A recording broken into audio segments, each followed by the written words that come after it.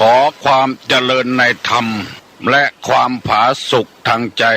จงได้มาบังเกิดมีแก่ท่านสาธุชนคนดีผู้เจริญในศีลในธรรมทุกท่านพร้อมกันนี้ขอยกมือ10 นิ้วกราบอาราธนาเอาคุณพระพุทธเจ้าคุณพระธรรมพระสงฆ์คุณพ่อคุณแม่คุณครูบาอาจารย์ผู้ประสิทธิ์ประสาทวิชาความรู้บุญศีลบุญทานสิ่งศักดิ์สิทธิ์ทั้งหลายอันมีพระสยามเทวาธิราชพระบรมธาตุดอยสุเทพและครูบาเจ้าศรีวิจัยเป็นต้นขอได้โปรดมาอภิบาลปกปักรักษาพระสงฆ์พระเจ้าพระเนนเถนน้อยและท่านผู้รับฟังรายการทุกคนทุกท่านเพื่อปากันมีความสุขกายสุขใจเหมือนกันทุกตนทุกองค์ทุกผู้ทุกคนตลอดกาลนานมาแถมแล้วเนอเสียงก้องเสียงกองเสียงมองต่ำเข้าเสียงตุเจ้าเทศนาธรรมมาเยี่ยมมาใจท่านสาธุชนคนดีทั้งหลายถึงบ้านถึงจองเพื่อเอาธรรมะแบบรากหญ้าแบบธรรมดา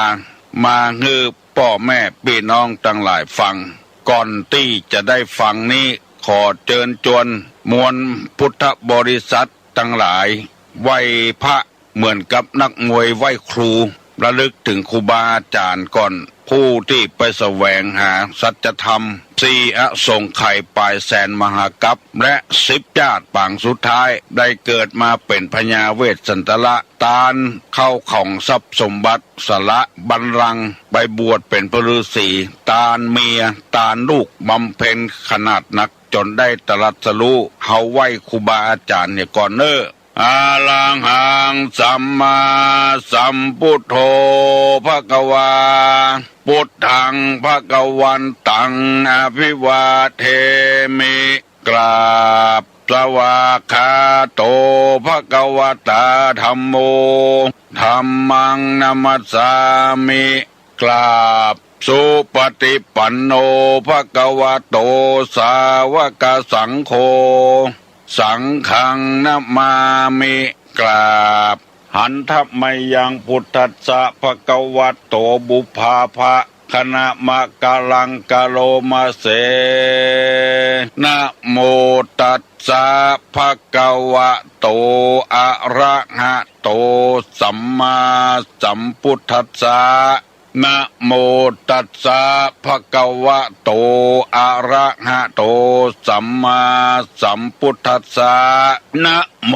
ตัสสะภควโตอะระหะโตสัมมาสัมพุทธัสสะพุทธังสรณังกัจฉามิธัมมังสรณังกัจฉามิสังฆังสรณังกัจฉามิตุติยัมปิพุทธังสรณังกัจฉามิตุติยัมปิธัมมังสรณังกัจฉามิตุติยัมปิสังฆังสรณังกัจฉามิตติยัมปิพุทธังสรณังกัจฉามิตติยัมปิธัมมังสรณังกัจฉามิตติยัมปิสังฆังสรณังกัจฉามิอิติปิโสภะคะวาอะระหังสัมมาสัมพุทโธวิชชาจรณะสัมปันโนสุขโตโลกาวิทูอนุตตโลปุริสาธัมมสารถิสัทธาเทวมนุษสานังพุทโธภควาติสวากขาโตภควตาธัมโมสันติติโกอากาลิโกเอหิปัสสิโกโอปนะยิโกปัจจัตตังเวทิตโพวินยูหิติสุปฏิปันโนภควโตสาวกสังโฆอุจุปฏิปันโนภควโตสาวกสังโฆญาญะปฏิปันโนภควโตสาวกสังโฆสามิเจปฏิปันโนภควโตสาวกสังโฆญาติตังจัตตาลิปุริสายุคานิอัฏฐาปุริสาปุคลาเอสาภควโตสาวกสังโฆอาหุไนโยปาหุไนโยทักขิไนโยอัญจลิกาลนิโยอนุตตลังปุญญเขตังโลกัสสาติกราบหนึ่งกราบสองกราบสามดีใจที่ได้มีโอกาสเอาน้ำธรรมคำสอนมาฝากมาฝังให้พี่น้องทั้งหลายได้รับทราบและมีความเข้าใจเรื่องศีลเรื่องธรรมตุลุงจะพยายามย้ำเพื่อท่านทั้งหลายได้ฟังคือว่าการฟังน้ำธรรมคำสอนนี้เป็นอาหารทางจิตทางใจซึ่งธรรมะบ่มีพิษบ่มีภัยกับไผยิ่งฟังก็ยิ่งได้รับความรู้ยิ่งปรับตัวก็ได้เป็นคนดีเพราะว่าของที่ดีๆนั้นเป็นสิ่งที่ตนเราต้องการทุกคนวัวดีควายดีช้างดีม้าดี เป็นมิ่งมงคลกับเจ้าของลูกดีหลานดีเมียดีผัวดีเป็นสิ่งที่ทุกคนต้องการอาหารที่เรากินเข้าไปลงท้องลงไส้เป็นอาหารทำบำรุงร่างกายบางอย่างก็เป็นพิษเป็นภัยกินบ่ได้บ่ถูกกับโรคภัยไข้เจ็บอาทิเช่นคนเป็นโรคเกาต์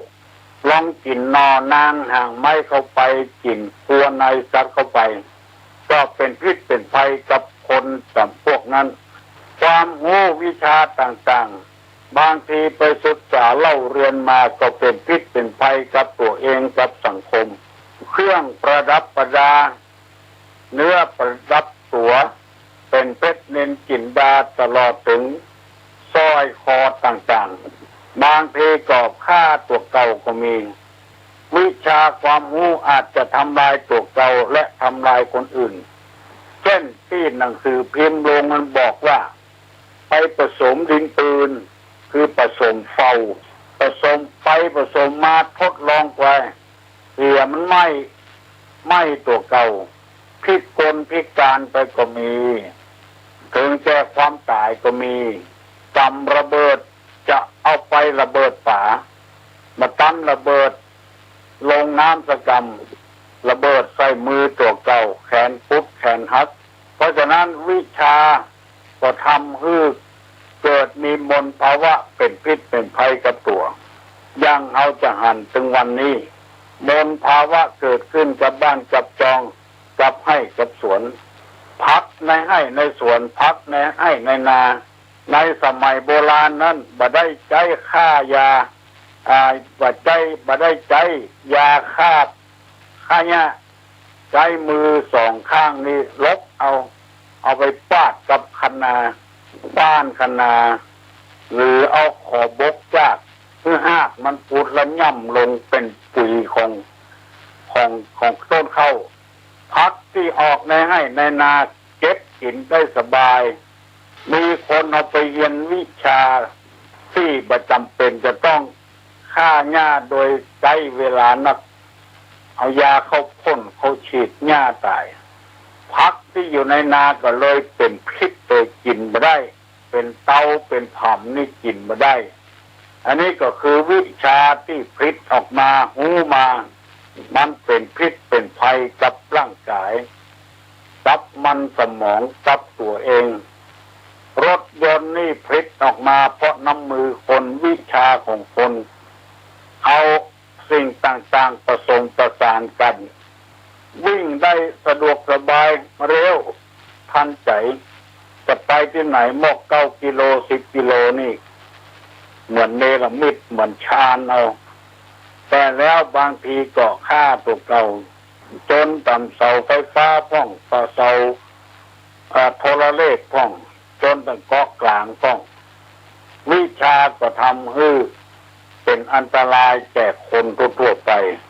แต่ด้านธรรมะนี่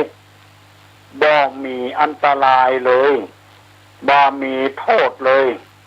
มีแต่คุณมีแต่ประโยชน์เท่านั้นถ้าใครปฏิบัติธรรมความข้อนี้ที่ว่านี้คือหมายความว่าเอาอยู่ในศีลกินในธรรมค้าขายด้วยความซื่อสัตย์สุจริตทำการทำงานรับจ้างด้วยความซื่อสัตย์สุจริตได้มาซึ่งความซื่อสัตย์จะซื่อสัตย์สุจริตอันนี้มันจะเจริญยิ่งขึ้นไปปฏิบัติตามหน้าที่ของตัวเองอะไรอาจจะมีบางคนนั้นบัดถูกกับฉลกไปนั่งปฏิบัติธรรม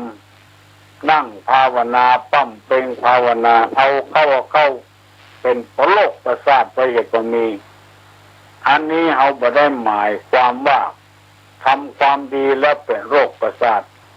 เพราะว่าไปเข่งไปขืนน้ำไปป้อนสิ่งต่างๆเข้าโรงงานนักมันไปขยันขยอมาลำไปเหมือนกับเอาเร่งเครื่องยนต์เร่งนักเข้ามันก็ระเบิดคำว่าปฏิบัติที่ตุลุงว่านี่หมายความว่าเอาอยู่ในศีลเอากินในธรรมบ่สร้างความเดือดร้อนในตัวเองบ่สร้างความเดือดร้อนในคนอื่น เช่นที่ท่านได้ฟังพระวิทยากรเล่าเรื่องศีลห้ามาเมื่อตะกี้ศีลห้านี่ความจริงในพระพุทธศาสนานี่บ่ได้ห้ามถ้าเอาจะแปลว่าปานาติปาตาเวรมณีให้เว้นจากการฆ่าสัตว์เบียดเบียนสัตว์ทำร้ายชีวิตสัตว์คือให้เว้นมันเบาขนาดข้อนี้บ่ได้ห้ามฆ่าสัตว์พี่น้องทั้งหลายถ้าไปได้ยินติ้นไหนก็กรุณาช่วยกันว่าพระพุทธเจ้านี่บ่ได้ห้ามศีลถึง5 ข้อก็บ่ได้ห้ามศีล8ก็บ่ห้ามศีล10ก็บ่ห้ามศีล227ของพระเจ้าก็บ่ห้ามศีล311ข้อของภิกษุณีก็บ่ห้ามให้เว้นจากการฆ่าสัตว์เว้นจากการลักทรัพย์เว้นจากการประพฤติผิดในกามเว้นจากการพูดเท็จเว้นจากการดื่มสุราเมรัยน้ำดองของเมาตลอดถึงยาเสพติดต่างๆเขาจะอ่านได้ว่าการปฏิบัติธรรมนี้เป็นเรื่องของยากสิ่งใดที่มันจะเบียดเบียนคนอื่นเบียดเบียนตนเองพยายามละเว้นสิ่งนั้นเนี่ยก็เป็นการปฏิบัติธรรมอยู่แล้วเช่นพ่อออกแม่ออกตัวเจ้าพนายพ่อจ่าไม่ยิงก็นานก็น้อยก็อุ้ยไม่อุ้ยที่ป้านาอาที่นั่งฟังอยู่เวลานี้บอกว่าจะเป็นผู้เจ้าพนายก็ตามฟังง่ายนั่งฟังก็ได้นอนฟังก็ได้หรือว่าจะขับรถขับลาอยู่ก็เปิดวิทยุรับฟังก็ได้อาบน้ำเอาวิทยุไปโดยฟังก็ได้ฟังมันง่ายถ้าจิตใจของคนเอาจะปฏิบัติอย่างเดียวมันไม่มีปัญหาแต่จิตใจของคนเอาบัญยอมปฏิบัติตรงนั้นใจบ่สู้เมื่อใจบ่สู้แล้วก็กลับกลายเป็นความเดือดร้อนของตนเองและคนอื่นซึ่งเอาก็บ่ต้องการคนอื่นก็บ่ต้องการเมื่อเอาบ่ต้องการคนอื่นก็บ่ต้องการเดี๋ยวนั้นที่คนโบราณเพิ่นว่าใจไพ่ใจเจ้าห้อยอยู่ที่เดียวกันใจไพ่ใจคนฮับจ้างใจคนใจกับใจเจ้าใจนายมันห้อยอยู่ที่เดียวกันกินพริกก็เผ็ดอย่างเดียวกันกินเกลือก็เค็มอย่างเดียวกันกินบะแขวงขมก็ขมอย่างเดียวกันซาบตาเสือก็เหม็นอย่างเดียวกันเพราะใจมันอ้ออยู่ที่เดียวกันมีความต้องการอย่างเดียวกันเพราะฉะนั้นทางคณะสงฆ์จังหวัดเชียงใหม่อันมีพระเดชพระคุณหลวงพ่อท่านเจ้าคุณเทพวรสิทธาจารย์เจ้าอาวาสวัดพระบรมธาตุเจ้าโดสุเทพพระอารามหลวงวัดหลวงวรวิหารจึงระดมกันจนตู้เจ้าที่มีความรู้ออกเผยแพร่ศีลธรรมกรรมฐานกัน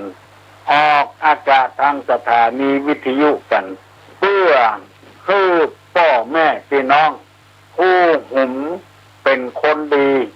หุ่มใครได้ความดีได้สดับรับฟังกันจะเป็นการปลุกระดมกันก็บ่ใช่คำว่าปลุกระดมนี่มันก็รุนแรงไปหน่อยเป็นการป้อนข้อมูลอันถูกต้องคือชาวพุทธทั้งหลายคือคนไทยที่นับถือพระพุทธศาสนาทั้งหลายได้เอาน้ำธรรมคำสอนในทางพระพุทธศาสนานำไปประพฤตินำไปปฏิบัติเมื่อประพฤติปฏิบัติแล้วสันติภาพก็ย่อมจะเกิดขึ้นบ่ต้องว่าเป็นจังหวัดเป็นประเทศสันติภาพในระหว่างครอบครัวก็มีความสุขอยู่ด้วยกันฉันพี่ฉันน้องผัวบ่คิดว่าเมียเป็นสัตว์หรูเมียก็บ่คิดว่าผัวเป็นสัตว์หรูลูกก็บ่คิดว่าพ่อแม่เป็นศัตรูตุเจ้าก็บ่คิดว่าศรัทธาเป็นศัตรูศรัทธาก็บ่คิดว่าตุเจ้าเป็นศัตรูเพราะต่างคนต่างปฏิบัติตามหน้าที่ตามวาระของใครของมันอันนี้จะย้ำให้ฟังอยู่ตลอดว่า ธรรมะนี่เป็นอาหารทั้งจิตทั้งใจลองสังเกตลองพอกไว้ครอบครัวใดผัวก็มีศีลมีธรรมเมียก็มีศีลมีธรรมพ่อเมียแม่เมียพ่อผัวแม่ผัวก็มีคุณธรรมมันบละหองละแหงกันลูกเขยลูกสะใภ้ก็มีศีลมีธรรมบละหองละแหงกันไปมาหาสู่กันอู้กันลงส่งกันต่อถ้าครอบครัวใดปราศจากศีลธรรมปราศจากบ่มีศีลบ่มีธรรมแล้วมันระแวงกันตลอดเวลานอกจากครอบครัวแล้วมันระบาดไปแถมเป็นหมู่บ้านบางทีบ้านเดียวกันหมู่เดียวกันอยู่คนปอกหนึ่งใต้วัดปอกหนึ่งเหนือวัดก็แบ่งแยกกันแล้วบ่ถูกบ่ลงกันไปอย่างแล้วนิ่งกันกองกันความสุขย่อมจะบ่เกิดขึ้นบ่มีความสามัคคีเพราะว่าสุขาสังคัสสะสามัคคีความพร้อมเพรียงของหมู่ทำให้เกิดสุข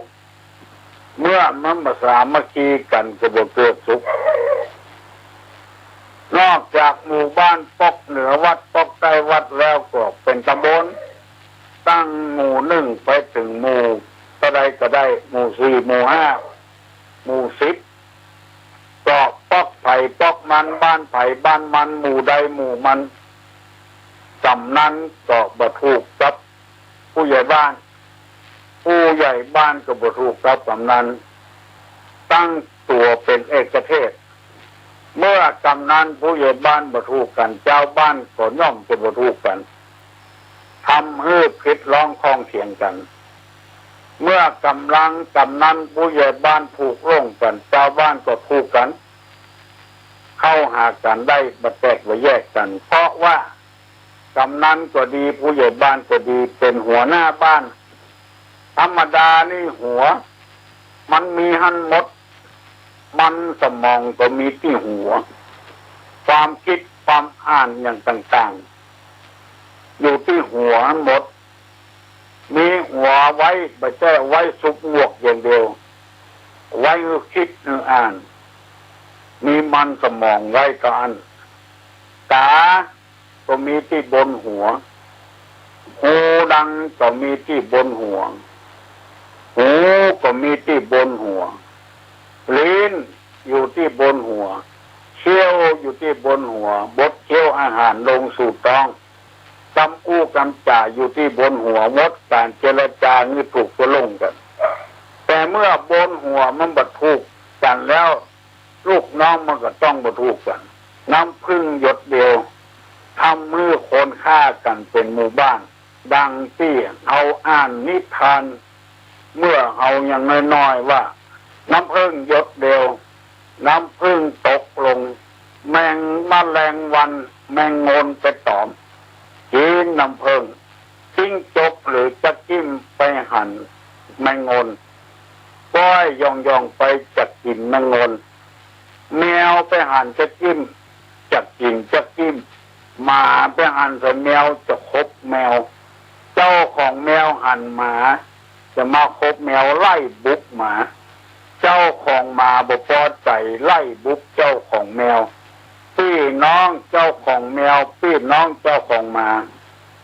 หันว่าได้รับความบ่เป็นธรรมถูกรังแกก็ออกมาปะทะกันตระกูลสองตระกูลเลยบ่ถูกกันซะซ้ำยกกันเครื่องถึงบ้านถึงจองเพราะปัญหาน้อยเดียวคือน้ำเพิ่มหยดเดียวอันนี้ยกตัวอย่างมาง่ายๆเพราะฉะนั้นเมื่อกำนันผู้ใหญ่บ้านบ่เข้ากับกันอบต.บ่ถูกกับกันแตกแยกกันชาวบ้านก็ย่อมจะแตกแยกกันลามปามไปเปี่ยวตัวเจ้าอยู่ในวัด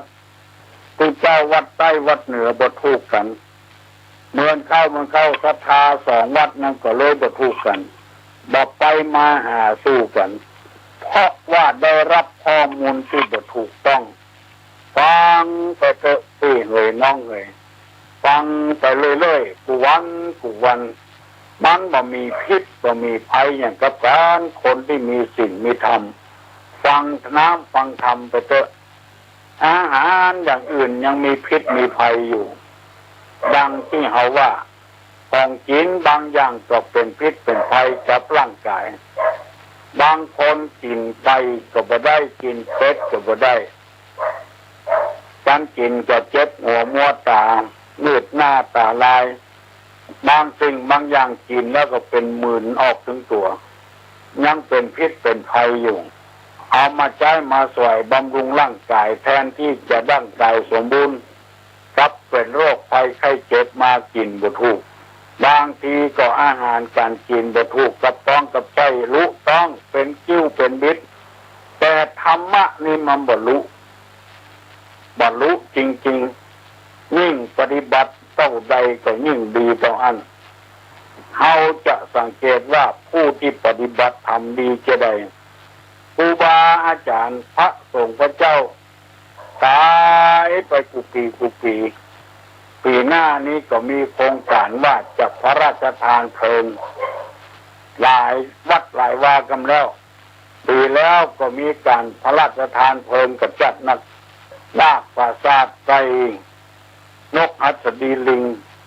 เผาแล้วก็เผาไปหายไปเป็นวันเป็นปีแต่ทำไมว่าครูบาเจ้าศรีวิจัยที่คนฮ้องกับว่าครูบาสิงห์ธรรมและครูบาต่างๆในจังหวัดลำปางก็มีหลวงพ่อเกษมเขมโกหลวงพ่อเย็นครูบาเจ้าธรรมใจครูบาน้อยหลวงปู่ล่าสันกำแพงหลวงปู่ล่าปาลานสันทรายโอ้แถมหลวงหลายรุ่นหลายปู่ยังมีคนไปไหว้ไปสากเคารพสักการะบูชาเพราะอะไรยังก็เพราะปฏิบัติธรรมบัดดังบ่พร้อยอยู่กับพ่อเหลืองจนเฒ่าจนแก่ลูกศิษย์ลูกหานำมาสักการะบูชาอยู่ตลอดอันนี้ตุลุงจึงกล้ายืนยันว่ายิ่งปฏิบัติศีลธรรมต่อใดยิ่งฟังธรรมะต่อใดยิ่งทำให้คนเป็นคนดีต่ออันอย่างครูบาศรีวิจัยนี่คนปัจจุบันนี่แต่งหูกเปิ้นรอหูกเปิ้นด้วยฝุ่นพ่องโดยโลหะเป็นทองเหลืองพ่องโดยหินซิลิก้าพ่ององค์ใหญ่องค์น้อยเขาห้อยคอก็มีแปลงเป็นเหรียญเอาใส่ตลับไว้ก็มีทำมือคนแต่งนั้นพออยู่พอกินมีรายได้มีห่อมีเงินมีรถมีลาใจก็เพราะว่าครูบาเจ้าศรีวิจัยที่คนทั้งหลายห้องบอกครูบาศีลธรรม ปฏิบัติอยู่ในศีลในธรรมคนร่ำคนรวยมีให้มีนาตายไปแล้วบ่มีไผอ้างถึงบ่มีไผปั้นหูกไว้สักการะบูชาคนที่มีความรู้จนจบปริญญาตรีโทเอกแล้วบ่ได้ตั้มเป็นคุณงามความดีอย่างไรบ่มีสิ่งมีธรรมก็บ่มีไผปั้นหูกไว้สักการะบูชาที่จะทำได้ก็ส่วนมากเป็นคนดีตนนั้นเองเช่นพระนเรศวรมหาราชพระเจ้าตากสินหรืออนุสาวรีย์สามกษัตริย์ที่อยู่ศาลากลางกลางเวียงหมู่นี้ได้คุบจริงเอาบ้านใหญ่เมืองน้อยเอามาไว้เป็นมรดกของลูกของหลานก็ระบบแพร่กระจายเต้าคนที่อยู่ในศีลกิจในธรรมธรรมะอยู่ที่ไหนสันติภาพย่อมเกิดขึ้นมนุษย์เฮาจะบ่ได้เบียดเบียนซึ่งกันและกันมีความจำเป็นอย่างยิ่งที่คนเฮาจะต้องเอาธรรมมาใส่อกใส่ใจเพิ่นฮ้องว่ามนุษยธรรมที่เฮาเดือดร้อนตึงวันนั้นเพราะเหตุว่าเฮาขาดมนุษยธรรมบางสิ่งบางอย่างเปิ้นบอกว่าบดี เป็นอบายมุขหนทางเข้าไปสู่ความเดือดร้อนความวุ่นวายความฉิบหายคนเฮาก็ยังรู้ทำอยู่แต่ในที่สุดก็เดือดร้อนตัวเองเดือดร้อนครอบครัวเช่นเพิ่นบอกว่าอบายมุขคือหนทางเข้าไปสู่ความไม่เจริญเช่นนักเลงสุราคนเฮาก็ยังไปกันอยู่แล้วก็เดือดร้อนทางร่างกายตับแข็งกาปอดบวมกาหลอดลมอักเสบกาเป็นหน้าบวมก็ยังกินอยู่เพราะคนเฮาฟังธรรมแล้วบ่ได้เอาไปปฏิบัติยังเอากันอยู่หมู่นี้เป็นต้นถ้าเฮาฟังโดยปฏิบัติโดยจะบ่มีปัญหาสองอบายมุขนอกจากนักเลงสุราแล้วนักเลงเล่นการพนันก็เอาอยู่ฟุตบอลโลกเปิ้นเตะกันเมืองนอกเมืองนาคนเฮาก็ยังเล่นการพนันอยู่ตำรวจไล่จับไล่ยับก็เดือดร้อนลอตเตอรี่กาหวยกาเปิ้นว่าเป็นอบายมุขเป็นเหตุเดือดร้อนคนเฮาก็ยงมุ่นไปหาอยู่ซื้อบ่ถูกก็โวยวายตำรวจเจ้าหน้าที่เปิ้นไปจัดการเปิ้นบ่ฮือคนได้ลงได้หลงคนที่มัวเมาในอบายมุขยังไล่ต่อต้านอยู่อันเนี้ยคือความเดือดร้อนเกิดขึ้นจนทุเจ้าอยู่บ่ได้กระเสือกกระสนไปเลยเพราะแรงของอบายมุขทั้งนั้นเพราะฉะนั้นพี่น้องทั้งหลายเฮาฟังโดยเฮาเอามาพินิจพิจารณาโดยเอามาใจโดย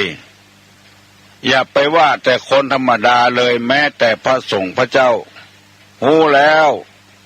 บ่ได้ปฏิบัติตามนั้นตอนหลังมาก็เดือดร้อน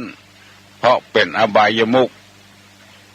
จึงให้ขอเชิญชวนท่านทั้งหลายฟังโดยพิจารณาโดยแล้วประพฤติปฏิบัติโดยบางคนเปิ้นฟังธรรมฟังแล้วรู้สึกว่ามีความรู้ความเข้าใจครอบครัวดีขึ้นบางคนเปิ้นฟังตัวบ่ฟังไปใส่ร้ายป้ายสีเปิ้นจำเปิ้นไปบวชเป็นตุพ่องเป็นชีพ่อง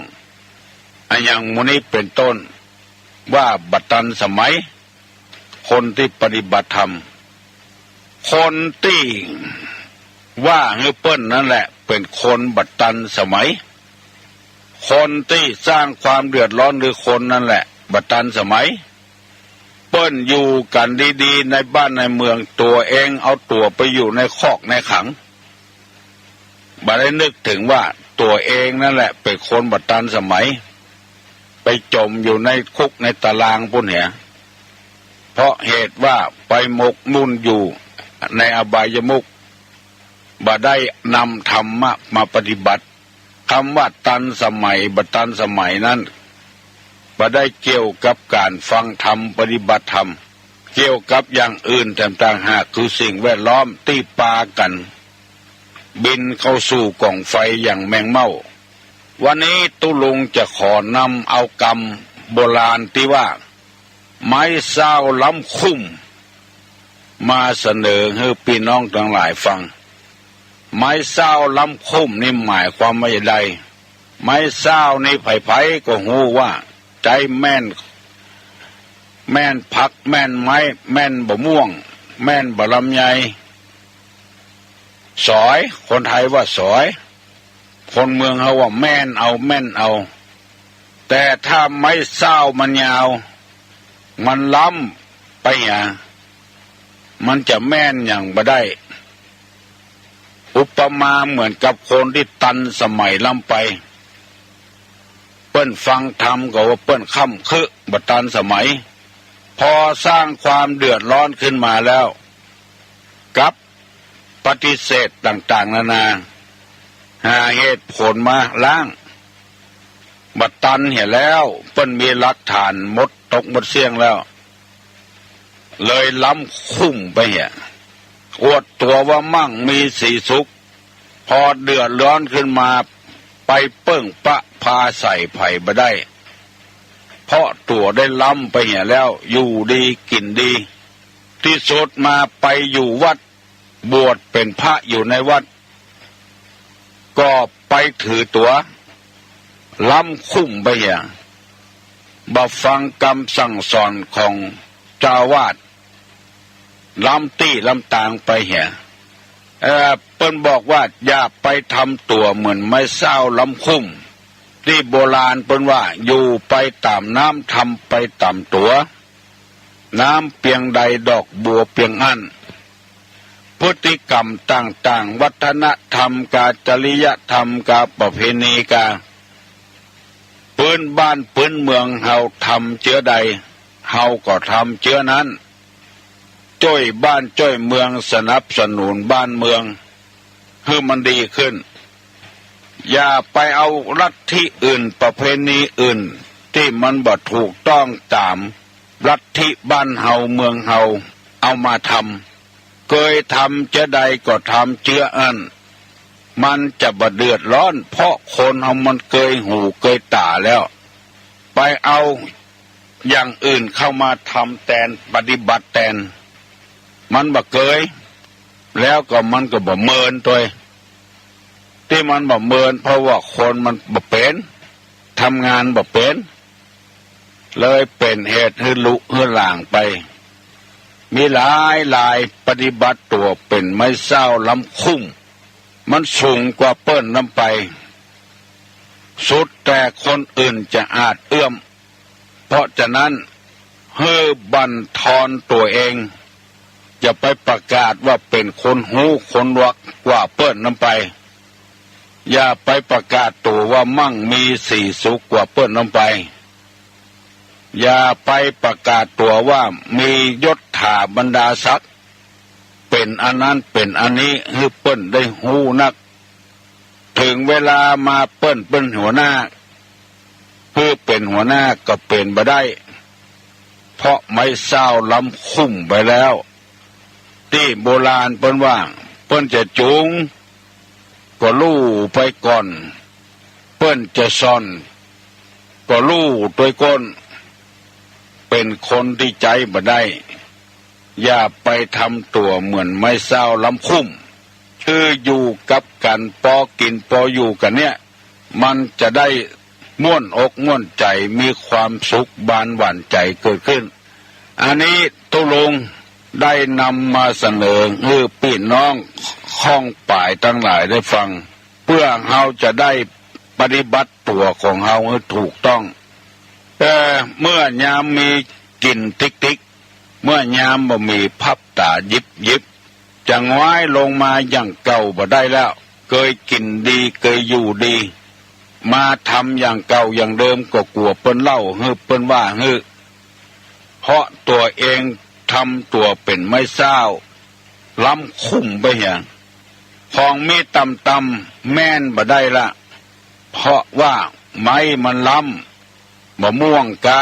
ลำไยกามันอยู่ต่ำเฮาจะไปแม่นเอาก็บ่ได้ละไม่เศร้ามันล้ำไปเหี้ยแล้วคนจะไปให้มันล้ำคนเหลือคนโดยพยายามทำตัวให้สูงกว่าเปิ้นลวกกว่าเปิ้นดีเหลือเปิ้นในที่สุดมาคนเฮาก็เสมอกันมาว่าไผผู้หลักผู้ใหญ่เจ้าฟ้ามหากษัตริย์มีสมานตาคือเสมอกันมีเมื่อยเหมือนกันมีไอเหมือนกันมีเจ็บหลังเจ็บแอวเหมือนกันมีหูบดีตาบดีเหมือนกันอันนี้ขอฝากฝังไว้จะไปทำตัวมันไม่เศร้าล้ำคุ้มตั้มเพ่งภาวนาก็จะไปอวดไปอ้างให้ไผให้ทำเพื่อตนเองให้มีความสงบนอกจากคำว่าไม่เศร้าล้ำคุ้มแล้ววันนี้ตุลุงจะได้นำเอาธรรมะมาเสนอแก่พี่น้องทั้งหลายสำหรับคนที่เป็นเจ้าคนนายคน เจ้าคนนายคนนี้จะมีพ่อมีแม่เป็นต้นไป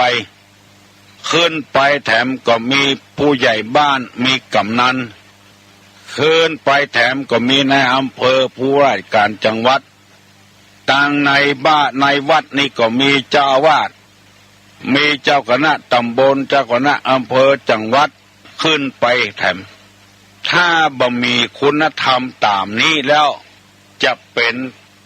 ผู้ปกครองบ้านดีบ่ได้แก่บ้านดีบ่ได้กำนันดีบ่ได้เป็นเจ้าอาวาสเป็นเจ้าคณะตำบลดีบ่ได้ธรรมะสำหรับผู้ที่มีความเป็นใหญ่โดยตำแหน่งโดยแต่งตั้งขึ้นมาหรือโดยเลื่อนขึ้นมาเองก็ตามเพิ่นบอกว่าผู้ใหญ่นี้จะต้องประกอบไปด้วยสังฆะวัตถุสี่สังฆะวัตถุสี่วัตถุที่เป็นเครื่องส่งเคราะห์ผู้ที่ต่ำกว่าเฮาเป็นต้นว่าเฮาเป็นพ่อเป็นแม่ก็อยู่สูงเหลือลูกเหลือเต้าเป็นแก่บ้านกำนันก็ตำแหน่งสูงกว่าเจ้าบ้านทั่วไปถ้าอยากจะให้เป็นกำนันดีผู้ใหญ่บ้านดีผู้ช่วยดีหรืออบต.ดีสอบต.ดีเป็นนายกเป็นปลัดหมู่เนี้ยต้องประกอบไปด้วยสังฆะวัตถุสี่หนึ่งทานสองปิยวาจาสามอัตถจริยาสี่สมานัตตาอันนี้ธรรมของผู้ที่ถูกสถาปนาให้เป็นผู้ใหญ่คำว่าทานหมายถึงว่าผู้ใหญ่ต้องมีการเสียสละอย่าไปโลภแต่ตันหันแต่ได้แม้นที่ไหนกินที่หั่นบอกว่าของนั้นจะเป็นของวัดของวาบอกว่าของนั้นเป็นของเจ้าบ้านเจ้าจองเป็นของอะไรอย่างก็จ้างเถอะถ้ามันขาดบัญชีแล้วเขาจะหู้ทันทีว่าผู้ใหญ่หรือว่าพ่อแม่ละเอกละอ่อนได้เงินได้ทองมาแทนที่จะเก็บหอมรอมริบไว้ให้ละอ่อนกับเอาไปจ่ายเนี่ยละอ่อนก็มีกำลังใจที่จะจะหาอันนี้เคยมีแล้วต่างวัดเคยอุปการะละอ่อนเฮียนธรรมะจนสอบได้ธรรมศึกษาชั้นเอกต่างวัดก็สนับสนุนเต็มที่ให้รางวัลมีงานมีการอย่างให้รางวัลศาสนาวันอาทิตย์ให้รางวัลเตื้อนึงมีการแสดงอย่างงูลืมไปละแล้วก็ละอ่อนได้รางวัลตอบปัญหาธรรมะเนี่ยป่าต่างวัดก็ให้รางวัลละอ่อนปรากฏว่าละอ่อนบ่ได้มาเอาฮื้อป้อเปิ้นเป็นผู้มารับรางวัลแทนได้บักกี่วันละอ่อนก็ปิกมาที่วัดมาถามว่าเงินรางวัลของน้องมีไหนต่างวัดก็บอกว่าเอาฮื้อไปแล้วเอาฝากหมอนั่นหมอนี่ปรากฏว่าละอ่อนบ่ได้สักกำเอารางวัลละอ่อนไปซื้อกินเหล้าเนี่ยอันเนี้ยเป็นต้นตัวอย่างละอ่อนก็เลยให้โง่หมอหนึ่งตอบปัญหาได้หมอหนึ่งเอารางวัลไปซื้อกินเหล้าอันเนี้ยคือบ่มีจิตเมตตาบ่มีการทานผู้ใหญ่ ต้องใจกว้างได้มาเต้าใดเสลียให้เต้ากันหมดแสดงน้ำใจออกมาบางคนกินหัวคิวเจ้าบ้านแทนที่เพิ่นจะได้เต็มร้อยไปได้เหี่ย70 80เหลือนั้นไปที่ไหนผู้ปกครองบ้านกินหัวคิวโดยที่บ่เนี่ยหยังเพิ่นจะฮื้อ50ไปฮื้อเพิ่นอย่าง40กับ30กับเหลือกว่านั้นผู้ปกครองบ้านไปหัวเถียบัดท่าเนี้ยอย่างแค่เนี้ยชื่อว่าเป็นผู้ปกครองคนดีคนดีบ่ได้ละแถมเตื้อนึ่งสมัครเป็นอะไรอย่างก็ตึงบ่ได้ละเพราะว่าหันแก้ตัวหันแก้ได้ ว่ามีการเสียสละช่วยเหลือเจ้าบ้านเจ้าจองทำมาอย่างน้อยก็บนก็เดือดว่าบ่ได้อยู่บ่ได้ย่างบ่ได้พักบ่ได้ผ่อนคือตัวเป็นคนสมัครจะช่วยเหลือเจ้าบ้านเจ้าจองแล้วมาบ่นโดยบ่มีการเสียสละบ่มีการหื้อตานอามิสทานอภัยทานธรรมทานผู้รักผู้ใหญ่บอกว่าจะเป็นพ่อเป็นแม่เป็นแก่บ้านกำนันเป็นหัวหน้าคนจะต้องมีอมิสทานคือสิ่งของแบ่งเฉลี่ยให้แก่เจ้าบ้านเจ้าจองลูกศิษย์ลูกหาสองอภัยทานเมื่อมันผิดพลาดไปพังเผลอไปโดยบ่มีเจตนาบ่ฟ้องบ่ร้องลูกบ้านลูกจองอภัยให้เขาเนี่ยเพราะเขาบ่ฮู้ถ้าฮู้เขาบ่ทำที่ทำไปเพราะความโมโหก่อนยกโทษให้กันเนี่ยแปลงใจกว้างๆธรรมทานสิ่งใดที่เขาบ่ฮู้เขาก็พยายามอบรมสั่งสอนปรับปรุงให้มันดีมันงามขึ้นให้เข้าใจขึ้นธรรมะของผู้ใหญ่จะต้องเป็นข้อที่หนึ่งนี้สังฆะวัตถุสี่เป็นไว้ด้วยทานยังมีแถมปิยวัจจาอัตจริยาสมานัตตาแถมสำหรับข้อหนึ่งนี้จะต้องอู้กันหลายวันน้อยเพื่อทำความเข้าใจสำหรับผู้มุ่งหวังความเจริญบ้านเมืองเฮาเป็นประชาธิปไตยบัดเดี๋ยวนี้เป็นที่ดีอกดีใจเน้อเมื่อเจ้าที่ตุลุงออกรายการนี้หลายวัด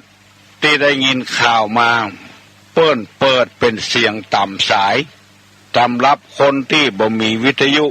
ได้ฟังกูเจ้า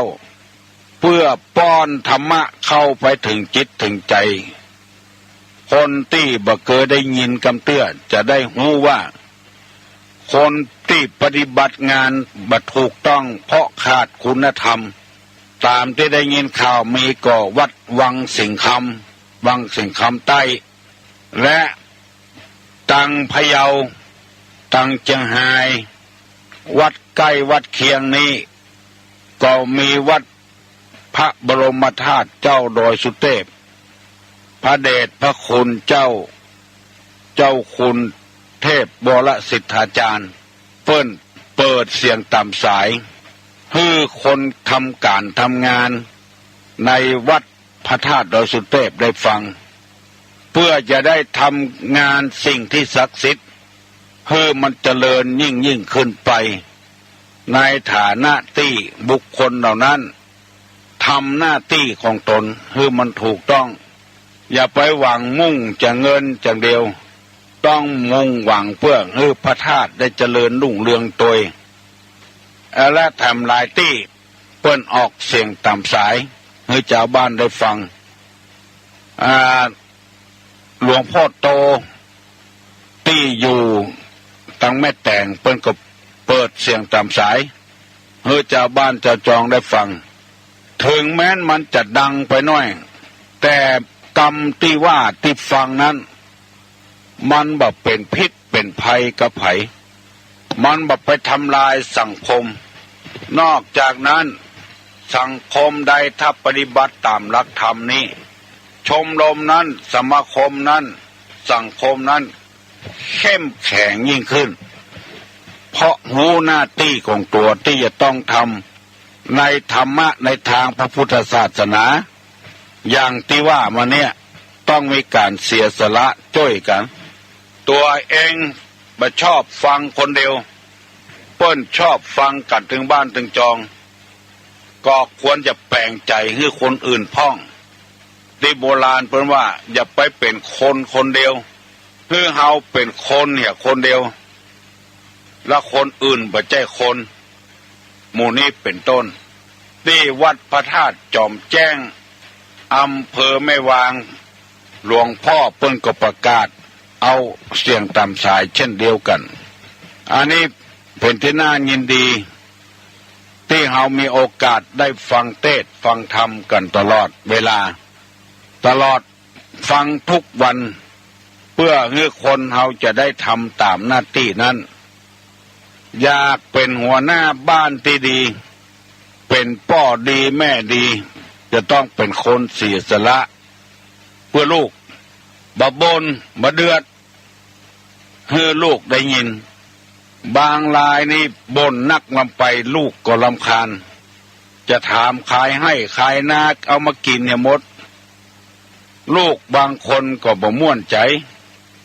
คล้ายๆว่าเกิดมาแล้วสร้างความทุกข์ให้พ่อให้แม่เพราะเฮาบ่มีการเสียสละลูกที่มันเกิดมาเพราะไผก็เพราะพ่อเพราะแม่เนี่ยเป็นคนผลิตขึ้นมาสร้างมันขึ้นมาเมื่อสร้างมันขึ้นมาแล้วก็ต้องทำหน้าที่ของเฮาเงินเทอมกับลูกก้าเงินเทอมลูกก้าหนังสือลูกก้าเสื้อผ้าเครื่องแต่งตัวลูกถ้าเฮาบ่รับภาระแล้วจะมีไผ่มารับภาระประโยชน์ให้รัฐบาลเนี่ยหมดอย่างที่เฮาหันอยู่ใกล้ๆบ้านตุลุงเนี่ยมีศึกษาสงเคราะห์บ้านเด็กชายเชียงใหม่เพราะพ่อแม่บ่ยอมรับเป็นภาระถ้าตายไปก็ดีป่วยไปก็ดีบ่สามารถที่จะพอกไว้ลูกได้ก็ต้องเป็นภาระเอาไว้บ้านเด็กชายเอาไว้ศึกษาสงเคราะห์หมู่นี้เป็นต้นบ้านเมืองอยู่ได้ตึงวันเพราะคนมีคุณธรรมคนที่ปราศจากคุณธรรมแล้วถ้ามีเต็มบ้านเต็มเมืองแล้วอยู่บ่ม่วนอย่างเฮาจะฮู้ว่า3จังหวัดภาคใต้ตึงวันนี่นอนอยู่ก็บ่มีความสุขคนจะมาพกข้าวันใดบ่ฮู้ครูบาอาจารย์สอนนักเรียนอยู่ก็บ่มีความสุขเพราะคนมีขาดศีลขาดธรรมมีนักบ่หิห้องไผห้องมันรับจ้างฆ่าคนทำลายคนถ้าเฮาไปถูกเชื้ออันพ่องเฮาจะเป็นเชื้อใดเฮาบ่ได้คำนึงมุ่งหวังแต่จะเอาเงินเอาทองส่วนเดียวอันนี้นำมาเสนอสำหรับข้อที่1นี้ที่ว่าหัวหน้าคนนี้จะเป็นไผก็ตามเป็นเจ้าอาวาสก็ตามเจ้าคณะตำบลก็ตามถ้าขาดสังฆะวัตถุข้อแรกนี้ก็ไปบ่ฮอดแล้วเฮาจะไปเวียงนั่งรถมันก็เสียสละให้เฮาก็เสียสละให้มันก็ไปฮอดเวียงได้ถ้ารถไปลุไปหลางกลางต้ากลางตางก็ไปบ่ฮอดหมู่นี้เป็นต้นเอาแล้ว6 โมงครึ่งฝ่ายละมีโทรศัพท์เข้ามาแล้วอะโหลโอ้ยสาครับทุลุงครับกองทุนจังหวัดนะครับเข้าใจนี่ครับเข้าใจดีเนาะครับผมต้องเป็นคนเสียสละนี่คือตุ้ยเรื่องละอ่อนสอนละอ่อนหุกกรรมนะครับละอ่อนกับฟังจัดนะครับครับตอนนี้ตรงนี้การสอนใจละอ่อนมาที่ฟังมั้งครับไปใจฮ้อนนะครับไปใจฮ้อนครับต้องเสียสละพ่องเนาะฟังธรรมมาหยกแล้วใจฮ้อนมีนะรับรองครับครับภาษานะครับครับเจริญพรมีธรรมอยู่สำหรับผู้ใหญ่สำหรับผู้น้อยก้อยฮือเราอ่อนฟังไปเตอน้อยอย่าไปใจฮ้อนเนตังอาจารย์วันชาติประกาศโทรศัพท์มาขอบคุณพี่น้องทั้งหลายที่บริจาคก็เป็นต้นว่าคุณจันสมเอากล่องมาฮื้อผู้พันจามิกรเอาสายล้อมาฮื้อคุณอุดมคำฟันคุณอุดมศีลคำตาหัวหน้าวงดนตรีบุญญาพรได้บริจาคกล่องมาฮื้อแถมแก่นกล่องปงกำลังปฏิบัติขัดถูให้มันใจได้อยู่แล้วไผ่ไข่บริจาคกองก็ดีละนาดก็ดีคุยก็ดีซึ่งก็ดีที่มีกับบ้านกับจองบัดใจบัดซอยมันเอาละไว้บัดได้เอามาบริจาคฮื้อโรงเรียนบ้านกาดหาว อำเภอมะริมบะมีที่บริจาคที่ตู้ลุงนี่ก็ได้ แล้วตู้ลุงจะได้นำไปให้อาจารย์วันชาติให้ละอ่อนได้หัดต่อไปฮัลโหลโอ้ตู้ลุงครับครับครับอันสำหรับสิ่งที่เรื่องข้ามาพูดมาจัดรายการผมมีไปขอบคุณท่านนะครับขอบคุณเนาะครับขอบคุณมากนะครับอาจารย์วันชาติแหละครับได้มา2-3อย่างนะเด้อดีใจครับดีใจเนาะลูกสาวร้อนผมจะได้มีจะได้รักษาวัฒนธรรมของคนเมืองเขาเนาะครับแล้วจะได้พวก5 โมงถึง6 โมงไปเผยขอบคุณเหมือนกันนะครับครับขอบคุณมากครับเจริญพรวัดพัดนอนเนอวันโพกนี่เปิ้นจะมีการแห่บกไฟกันเนอมาค่ำวันที่24ตั้งแต่บ่ายโมงเป็นต้นไปเนอขอเชิญท่านทั้งหลายมาร่วมสืบสานวัฒนธรรมประเพณีไว้วัดวังสิงคำเปิ้นจะมีส่งน้ำพระธาตุเริ่มตั้งแต่วันพุธไปแล้ววันที่24วัดดอยจอมแจ้งอำเภอแม่วางเข้าไปง่ายออกไปง่ายก็ขอเชิญท่านทั้งหลายที่อยู่ใกล้ๆเคียงไปร่วมทำบุญทำทานด้วยกันแล้วก็มีแถมหลายที่ประกาศฮือตุลุงประกาศมาใครลืมไปแล้วไม่ได้จดไว้ก็ขอความขอบคุณยินดีเนอะกูคนที่ให้ความร่วมมือทำเรื่องสังฆะวัตถุ4นี้ตุลุงจะได้นำมาอู้ทำเนอะก็หาได้ข้อเดียวสำหรับผู้ใหญ่ผู้ที่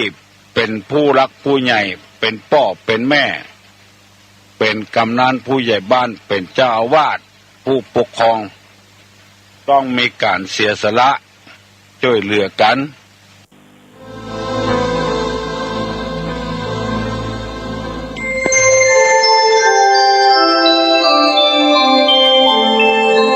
ขณะนี้ท่านกำลัง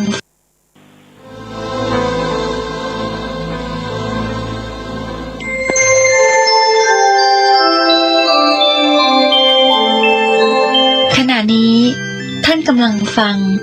สถานีวิทยุกระจายเสียง FM 104.5 เมกะเฮิรตซ์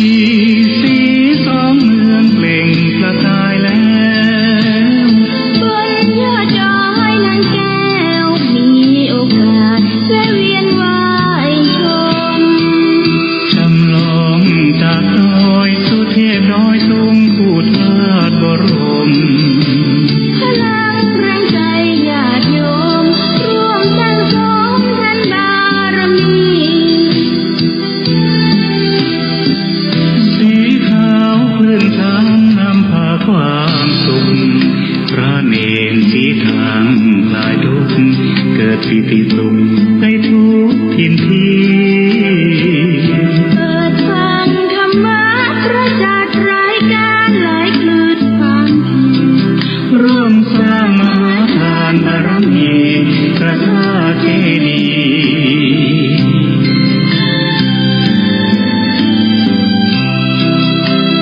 สีสม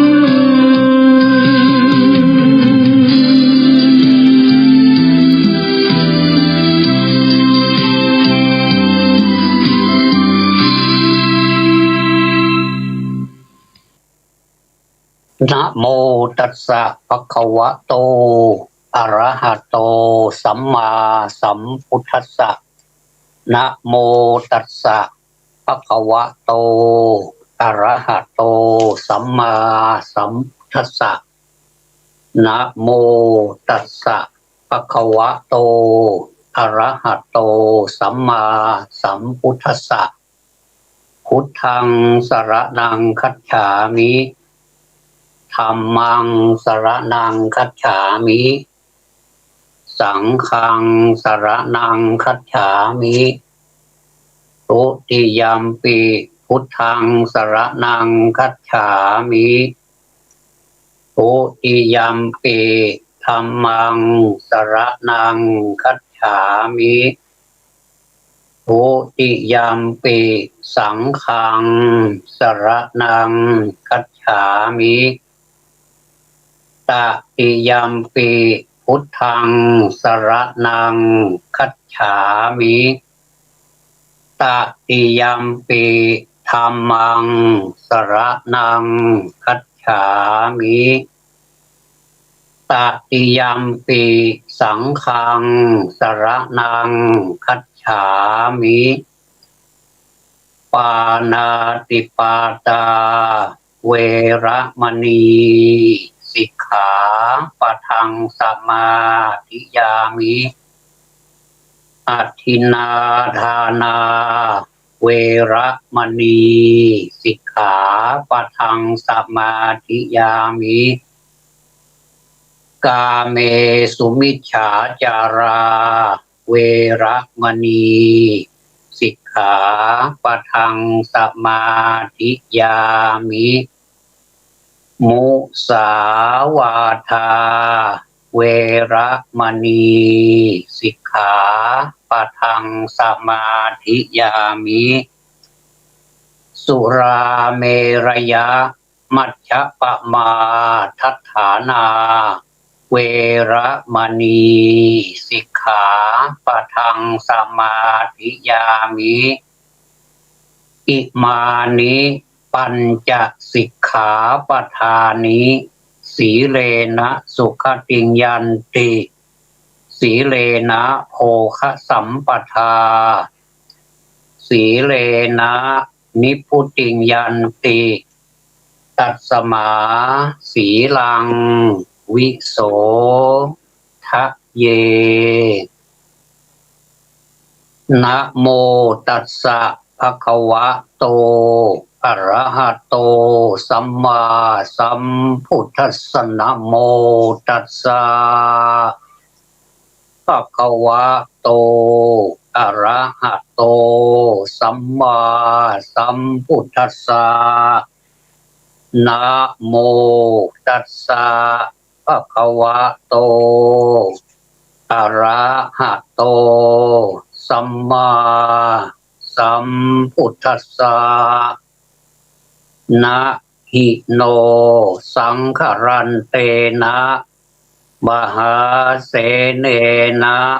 มัจจุนาติณบัดนี้จะรับประทานแสดงพระธรรมเทศนาในมัจจุกถาว่าด้วยความตายเพื่อเป็นเครื่องประคับประคองฉลองศรัทธาเพิ่มพูนกุศลบุญญาราศีในส่วนทักษิณานุประทานเนื่องในงานสรีระศพของพระครูสมุ วารินตะวารินโทอดีตเจ้าอาวาสวัดติยสถานอำเภอแม่แตงจังหวัดเชียงใหม่และเพื่อเป็นการฉลองศรัทธาปัสสาทะของญาติโยมพุทธบริษัททั้งหลายผู้ขวัญขวายมาบำเพ็ญบุญบำเพ็ญกุศลให้หลวงพ่อในวันนี้คำว่าความตายหรือมฤตยูเป็นสภาพอันสัตวโลกจะพึงตายที่ว่ามีกองทัพใหญ่นั้นก็คือมีชรามีพยาธิเป็นต้นก็ล้วนแต่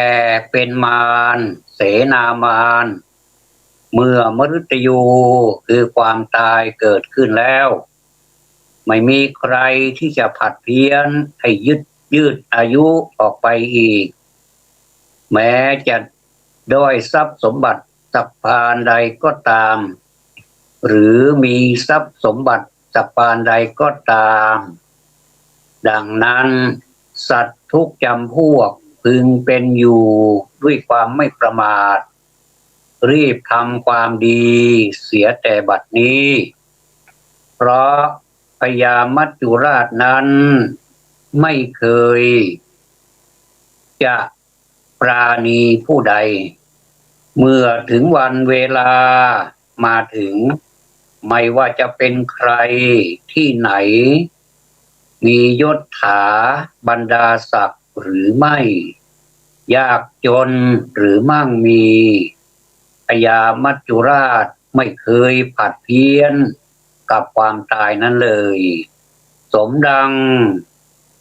พุทธศาสนสุภาษิตที่ได้ตั้งเป็นนิเขปบทเบื้องต้นนั้นว่านะหิโนสังครันเตนะมหาเสเนนะมัจจุนาแปลความว่าความผัดเพี้ยนกับมฤตยูอันมีกองทัพใหญ่นั้นไม่ได้เลยดังนี้หลวงพ่อศรีวรรณหรือพระครูสมุวารินตะวารินโทท่านเดินทางมาประเทศไทยครั้งแรกเมื่อวันที่5 กุมภาพันธ์ พุทธศักราช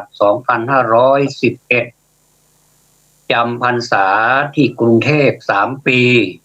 จากนั้นเดินทางไปจำพรรษาประเทศกัมพูชาอีก3 ปีในช่วงที่จำพรรษาที่ประเทศกัมพูชานั้นได้เปิดโรงเรียนสอนภาษาไทยใหญ่ให้กับชาวกัมพูชาซึ่งมีเชื้อสายไทยใหญ่มีผู้ให้ความสนใจไปเรียนเป็นจำนวนมากโดยหลวงพ่อศรีวรรณวารินทะได้ชื่อว่าเป็นผู้ให้ความสำคัญต่อการศึกษาอย่างเสมอต้นเสมอปลายแม้ว่าจะไปอยู่ที่ไหนไม่เคยทอดทิ้งการศึกษาและประชาชนในที่นั้นๆต่างให้ความเคารพนับถือในตัวของหลวงพ่อเป็นอย่างมากหลวงพ่อได้เดินทางกลับมายังประเทศไทยอีกครั้งหนึ่งในวันที่22 กรกฎาคมปีเดียวกันและญาติโยมชาวอำเภอแม่แตงได้นิมนต์มาจำพรรษาที่วัดติยสถานอำเภอแม่แตงแห่งนี้ต่อมาก็ได้รับการแต่งตั้งให้ดำรงตำแหน่งเจ้าอาวาสจากวันนั้นตั้งแต่วันที่22 สิงหาคมพุทธศักราช 2518 มาจนถึงปัจจุบันรวมแล้วก็ประมาณ46เข้า47 ปีมานี้วัดติยสถานเป็นศูนย์รวมที่พึ่งทางใจและเป็นที่พักผ่อนหย่อนใจของพี่น้องชาวไทยใหญ่ตั้งแต่อดีตจนถึงปัจจุบัน จึงถือว่าเป็นความภาคภูมิใจของชาวไทยใหญ่อย่างแท้จริงและเป็นที่บวชสร้างรองปีละจำนวนมากอาตมาในฐานะอันเตวาสิกของพระคุณท่านเคยได้รับใช้พระคุณท่านในการเป็นผู้ดูแลเด็กที่จะมาบวชสั่งรองเป็นประจำและงานอื่นๆเช่นวันสำคัญทางศาสนาเป็นต้นพระคุณท่านเรียกใช้อยู่ตลอดเวลาในตอนที่เป็นคฤหัสถ์แล้วก็ตอนที่เป็นพระตอนนี้ท่านได้จากลาไปแล้วถือว่าท่านเป็นผู้ที่เสียสละท่านได้จัดงานขอขมาคารวะประจำปีทำสามีจิกรรมพระเถระชั้นผู้ใหญ่ในอำเภอแม่แตงเป็นประจำทุกปีนับตั้งแต่ปีพ.ศ. 2545จนถึงปัจจุบันรวมระยะเวลาก็หลายปีใช้งบประมาณในการใช้จ่ายประมาณ 10,000 ถึง 15,000 บาทอันนี้คือคุณงามความดีที่ท่านได้ทำไว้เมื่อยังมีชีวิตอยู่แล้วก็ผลงานต่างๆที่ท่านได้สร้างไว้ก็มีหลายอย่างที่ท่านเห็นมีการพัฒนาวัดวารามจนมีสาธารณะเป็นประโยชน์กับญาติโยมทั้งหลายที่ได้เข้ามาพักทำบุญมาบำเพ็ญกุศลมานอนวัดมารักษาศีลอุโบสถฟังเทศน์ฟังธรรมเป็นต้นบัดนี้เราท่านทั้งหลายได้สูญเสียพระที่มีความเสียสละไปเพราะอะไรท่านทั้งหลายที่อาตมาภาพได้ตั้งพุทธศาสนาสุภาษิตว่าความผัดเพี้ยนกับมฤตยูก็คือความตายในญาติโยมกองทัพของมฤตยูนั้นเป็นกองทัพใหญ่มากไม่มีใครที่จะต้านทานได้แม้แต่องค์สมเด็จพระสัมมาสัมพุทธเจ้าของเราก็ยังต้านทานไม่ได้แสดงว่าความตายนั้นเป็นสาธารณะเป็นของธรรมดาเป็นของปกติทั่วไปสำหรับสัตว์โลกในโลกนี้การพิจารณาถึงระยะเวลาอันแสนสั้นของชีวิตบนโลกจะช่วยให้เราสะท้อนถึงการเกิดใหม่หากเราพิจารณาถึงชีวิตและความหมายและเป้าหมายสูงสุดประสบการณ์ทั้งหมดสำหรับมนุษย์เราย่อมรู้แจ้งว่าชีวิตไม่มีเวลาพอสำหรับทำทุกอย่างที่เราอยากจะทำเพราะเรื่องราวของประสบการณ์และความต้องการไม่มีที่สิ้นสุดอำนาจอีกมากมายซึ่งสามารถมองเห็นและสามารถพัฒนาหากโอกาสมาถึงวันนี้หากมีการตรวจสอบจะพบว่าเรามีความปรารถนาอย่างสูงแต่ไม่สำเร็จผลเพราะอะไรเพราะประกอบด้วยความปรารถนาและความต้องการความเห็นแก่ตัวและความต้องการอยากใหญ่เกิดความขัดแย้งภายในตัวเราสิ่งเหล่านี้ติดตามตัวเราทุกย่างก้าวจนกระทั่งถึงเวลาจากไปก็คือเวลาตายสิ่งเหล่านี้หมายถึงความพยายามความต้องการชนะการยึดถือและการเลือกใช้ชีวิตหนึ่งย่อมไม่เพียงพอสำหรับเรื่องราวเหล่านั้นการมีชีวิตการมีหนึ่งชีวิตด้วยการเดินไปข้างหน้าและการเชื่อมกับจักรวาลช่างเป็นเรื่องตลกร้ายเมื่อร่างกายไม่สามารถทรงอยู่ได้ด้วยพลังย่อมไม่ตายไปด้วย แต่มีการสืบต่อด้วยการเปลี่ยนเป็นลักษณะหรือรูปทรงอื่นเรียกว่าชีวิตอื่นพลังแห่งกรรมในรูปของมนุษย์ย่อมสามารถรู้แจ้งต้นสิ่งนี้สามารถเกิดขึ้นหากเราไม่มีโอกาสพัฒนาพลังแห่งกรรมทางบวกตัณหาความปรารถนาความต้องการความกระหายที่จะดำรงชีวิตย่อมไม่จบสิ้นแม้ไม่มีร่างกายแต่ก็สามารถสืบต่อรู้แจ้งตนในรูปแบบอื่นที่เรียกว่าการเกิดใหม่นั่นแหละญาติโยมลักษณะเช่นนี้นะชาวพุทธไม่เรียกว่าอวตารเพราะไม่มีความเที่ยงแท้หรือวิญญาณที่เคลื่อนย้ายจากชีวิตหนึ่งไปอีกชีวิตหนึ่งปัจจุบันนี้มีผู้คนพยายามพัฒนาเพื่อจะจดจำอดีตชาติของตนประสบการณ์ของผู้คนเหล่านี้มีตีพิมพ์เผยแผ่เป็นหลักฐานมากมายบางคนปฏิเสธการเกิดใหม่จนกระทั่งความจำในอดีตชาติผลหลังมาปรากฏแก่ต้นข้อมูลมากมายเกี่ยวกับอดีตชาติของคนเหล่านั้นสามารถพิสูจน์และพบเห็นได้ง่ายดายหากจะวิเคราะห์เชิงสมมุติฐานคนเหล่านี้เตรียมเปิดเผยข้อมูลในอดีตชาติ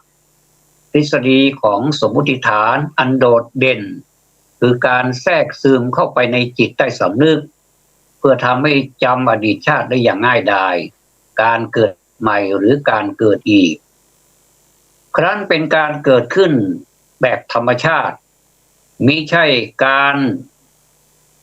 สร้างของศาสดาหรือพระเจ้าองค์ใดความเชื่อเรื่องใดหรือไม่เชื่อการเกิดใหม่ไม่ทำให้เกิดการแตกต่างกับกระบวนการเกิดใหม่หรือการหลีกเลี่ยงการเกิดใหม่การเกิดใหม่จะมีขึ้นตราบเท่าตัณหาอยากเป็นและตัณหาอยากเสพหรือผู้ผูกพันการมีอยู่ในจิตใจพลังทางจิตอันเข้มแข็งแพร่กระจายเข้าไปในสิ่งมีชีวิตทั่วสากลผู้หวังและอ้อนวอนว่าตนไม่ขอเกิดอีกครั้งต่อไปเข้าใจว่าความปรารถนาแห่งตนไม่เป็นความจริงแต่เมื่อพยายามอย่างสูงยิ่งด้วยการกำจัดความอยากและความพันผูกให้หลุดออกจากจิตใจครั้นประสบกับความไม่แน่นอนและความไม่สบายกายไม่สบายใจของชีวิตภายใต้สภาวะของโลกผู้ฉลาดย่อมพยายามถอนตัวออกจากการเกิดและตายอีกครั้ง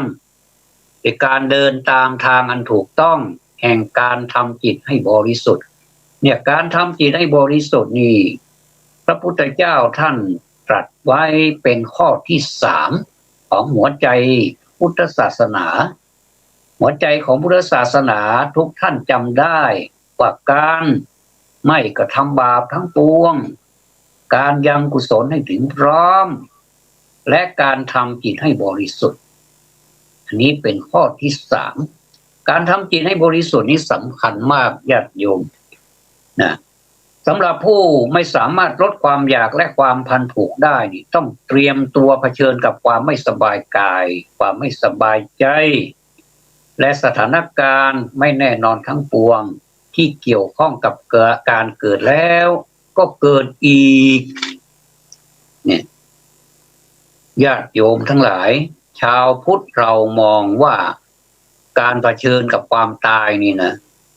มันไม่ใช่วิกฤตมันไม่ใช่วิกฤตของชีวิตแต่มันเป็นเหตุการณ์ตามปกติหมายความว่า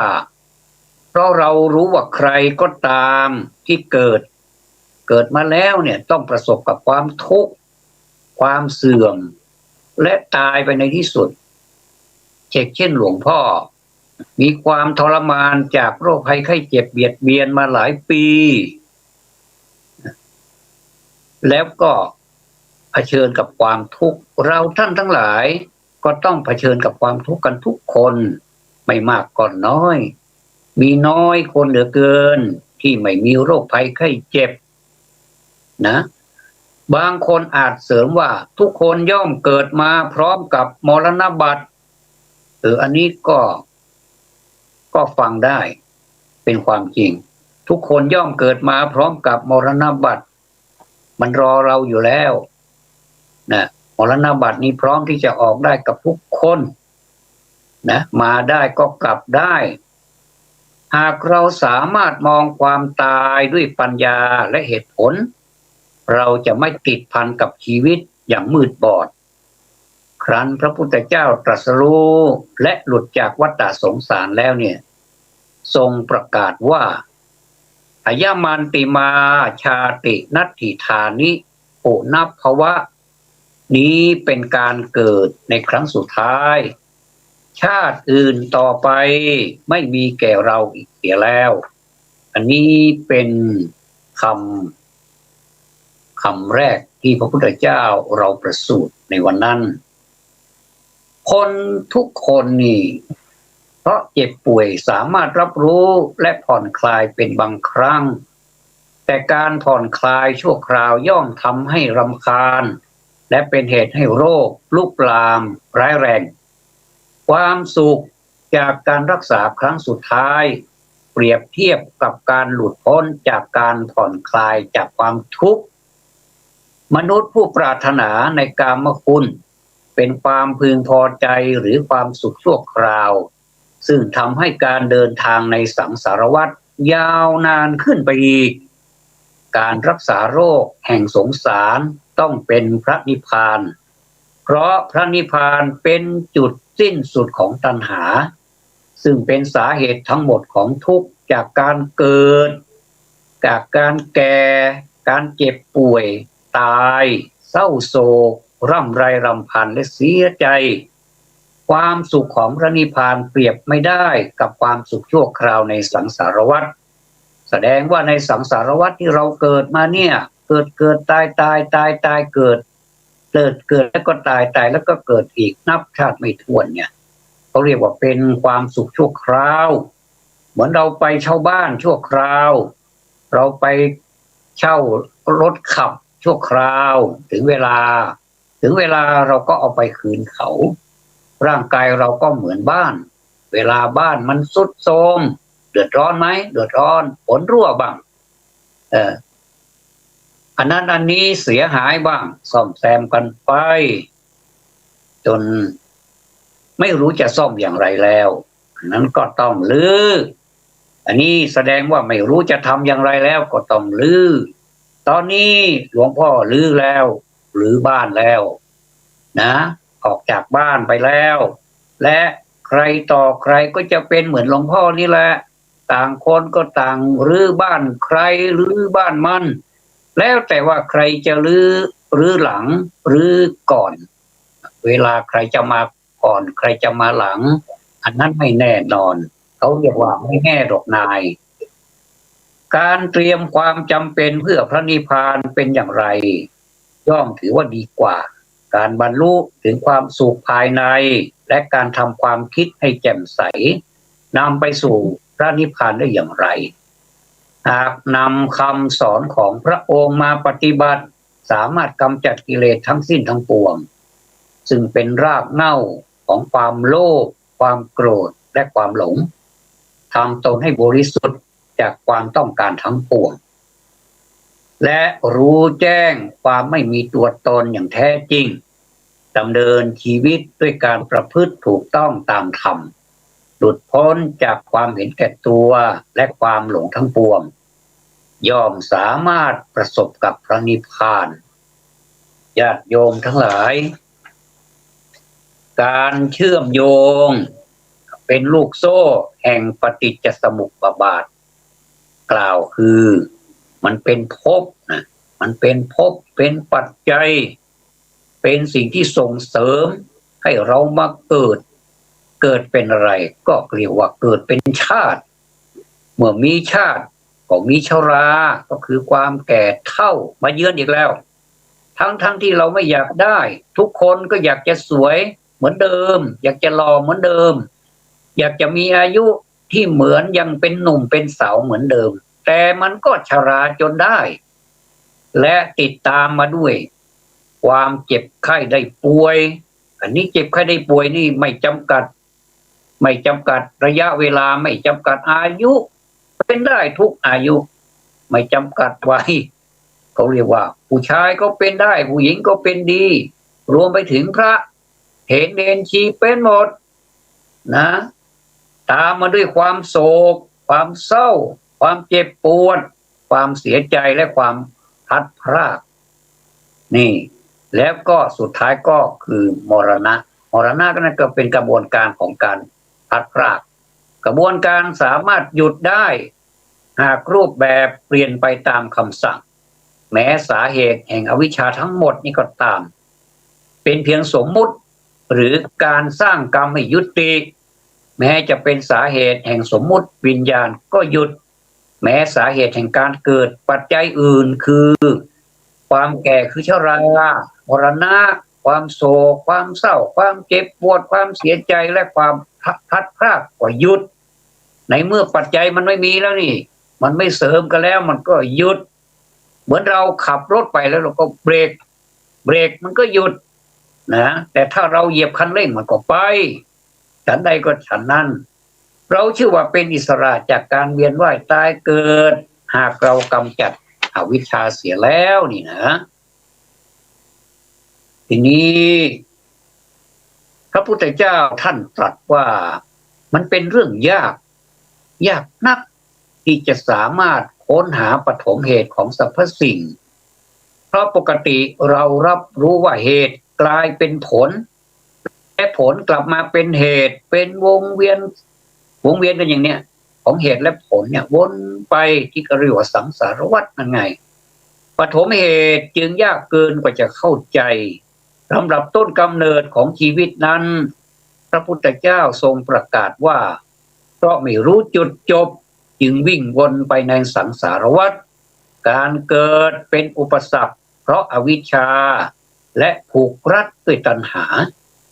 การเกิดครั้งแรกไม่สามารถรับรู้ได้กระแสแห่งชีวิตไหลไปอย่างไร้ขอบเขตหล่อเลี้ยงด้วยน้ำโคลนแห่งอวิชชาและตัณหาเมื่อสองสิ่งนี้ถูกตัดขาดกระแสแห่งชีวิตก็หลุดไหลการเกิดจึงสิ้นสุดนะการเข้าใจจุดจบของการเวลาก็ยากนักนะโยมและการเข้าใจระยะเวลาของความนิรันดรซึ่งเราเรียกเวลาว่าที่เราเรียกว่ามันเป็นการเวลานั่นนะก็เป็นเรื่องยากแต่การเข้าใจเวลาเมื่อไม่มีเวลายิ่งยากกว่าลักษณะคล้ายกันการจะเข้าใจว่าโลกนี้เป็นอยู่อย่างกับปฐมเหตุยิ่งยากมากกว่าหลายเท่าและการจะเข้าใจว่าปฐมเหตุมีอยู่ตอนเบื้องต้นอย่างไรก็ยากเช่นกันหากปฐมเหตุก็คือการเหตุครั้งแรกนั่นแหละมีอยู่โดยไม่มีการสร้างก็ไม่มีเหตุผลว่าเหตุใดปรากฏการณ์เหล่าอื่นของจักรวาลจึงไม่มีโดยผู้สร้างเช่นกัน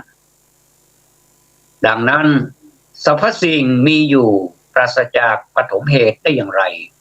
คำตอบของชาวพุทธะแปลว่าผู้รู้ผู้ตื่นผู้เบิกบานสำหรับคำถามนี้คำตอบของชาวพุทธคือ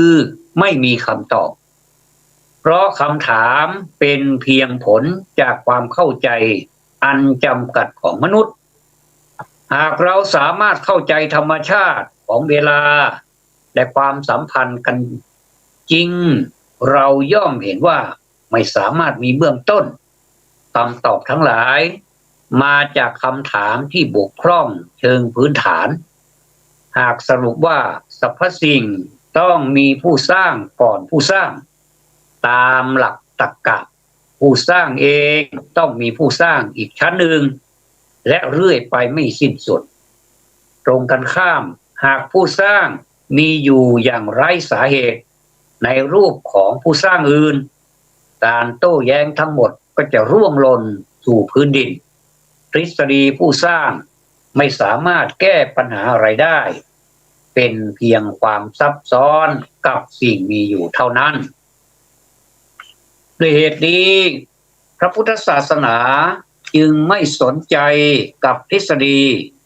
และความเชื่อเกี่ยวกับกำเนิดของโลก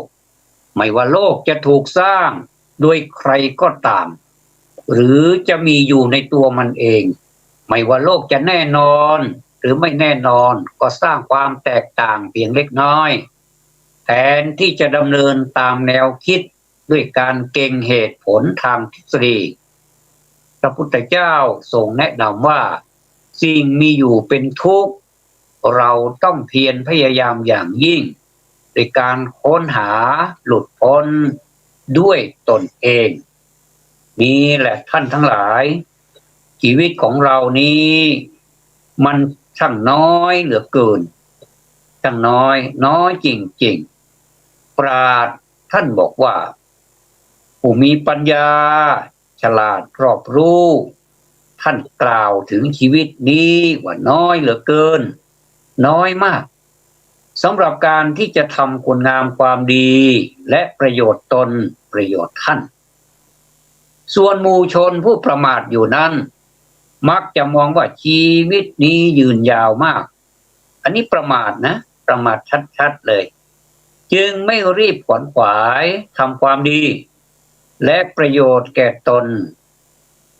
รวมทั้งประโยชน์แก่ส่วนรวมปล่อยให้การล่วงเลยไปโดยเปล่าประโยชน์โดยหารู้ไม่ว่าเวลาผ่านเลยไปทุกลมหายใจเข้าออกพร้อมกับฆ่าเอาชีวิตให้สั้นเข้าไปทุกขณะด้วยถามว่ามีใครรู้ไหมไม่ทราบเลยเราไม่ทราบเลยว่าวันเวลาที่เราจะหยุดลมหายใจนั้นจะเป็นลักษณะไหนในอิริยาบถไหนต่างๆกันนะโยมบางคนก็อิริยาบถนอนบางคนก็ยืนอยู่บางคนก็เดินบางคนก็นั่งรับประทานอาหารอยู่มันก็หยุดลมหายใจเฉยล่ะแล้วก็จากไปมีหลายอย่างบางคนก็นั่งสมาธิแล้วก็จากไปนี่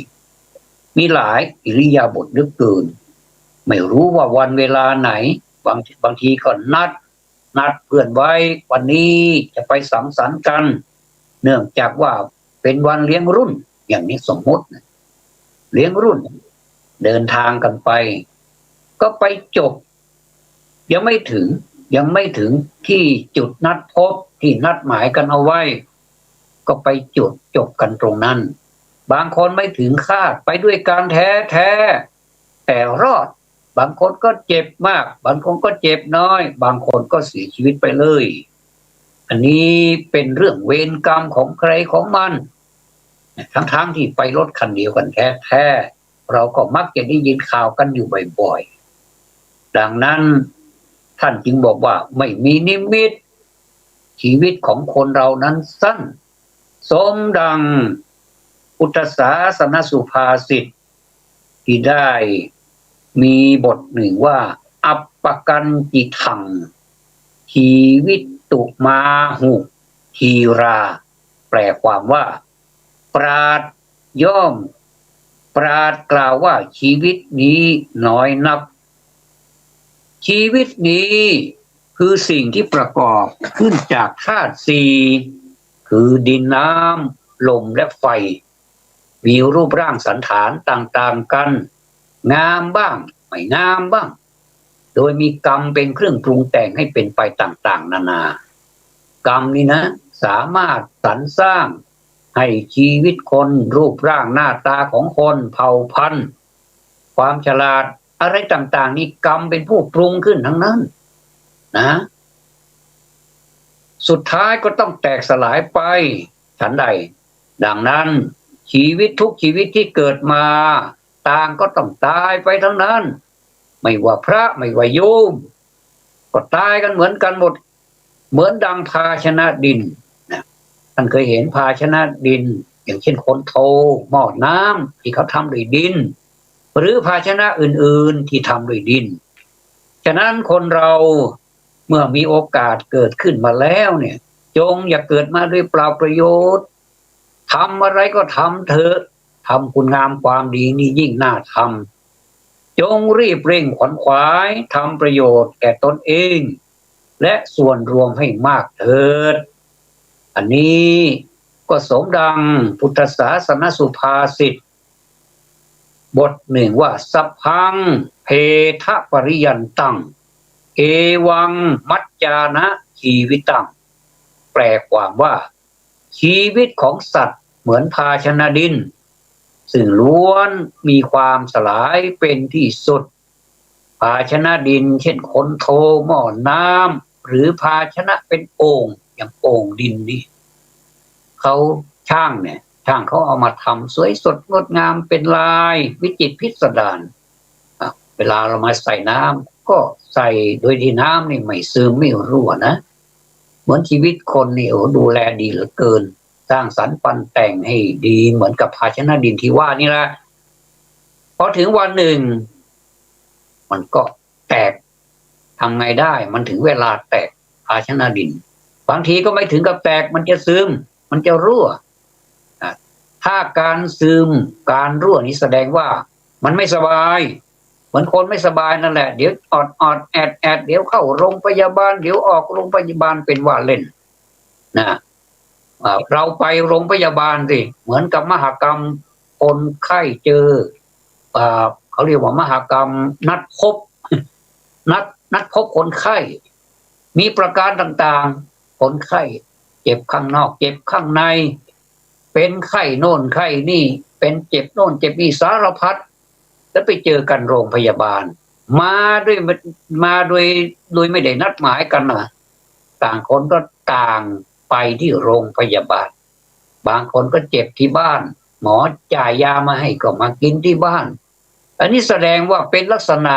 หม้อน้ำหรือคนโทมันรั่วซึมมันไม่สบายเราจะทำยังไงเราก็หาทางอะไรก็ได้ที่ไปอุดรอยรั่วไม่ให้มันซึมเหมือนกับเราหาทางเวลาเราเจ็บไข้เราก็หาทางรับประทานยารับประทานอาหารที่มันมีประโยชน์ตามคุณหมอท่านสั่งแล้วก็รักษาอย่ากินของที่คุณหมอท่านห้ามแล้วกินของที่คุณหมอท่านแนะนำอย่างนี้ก็เรียกว่าเหมือนเราเอาไปอุดรอยรั่ว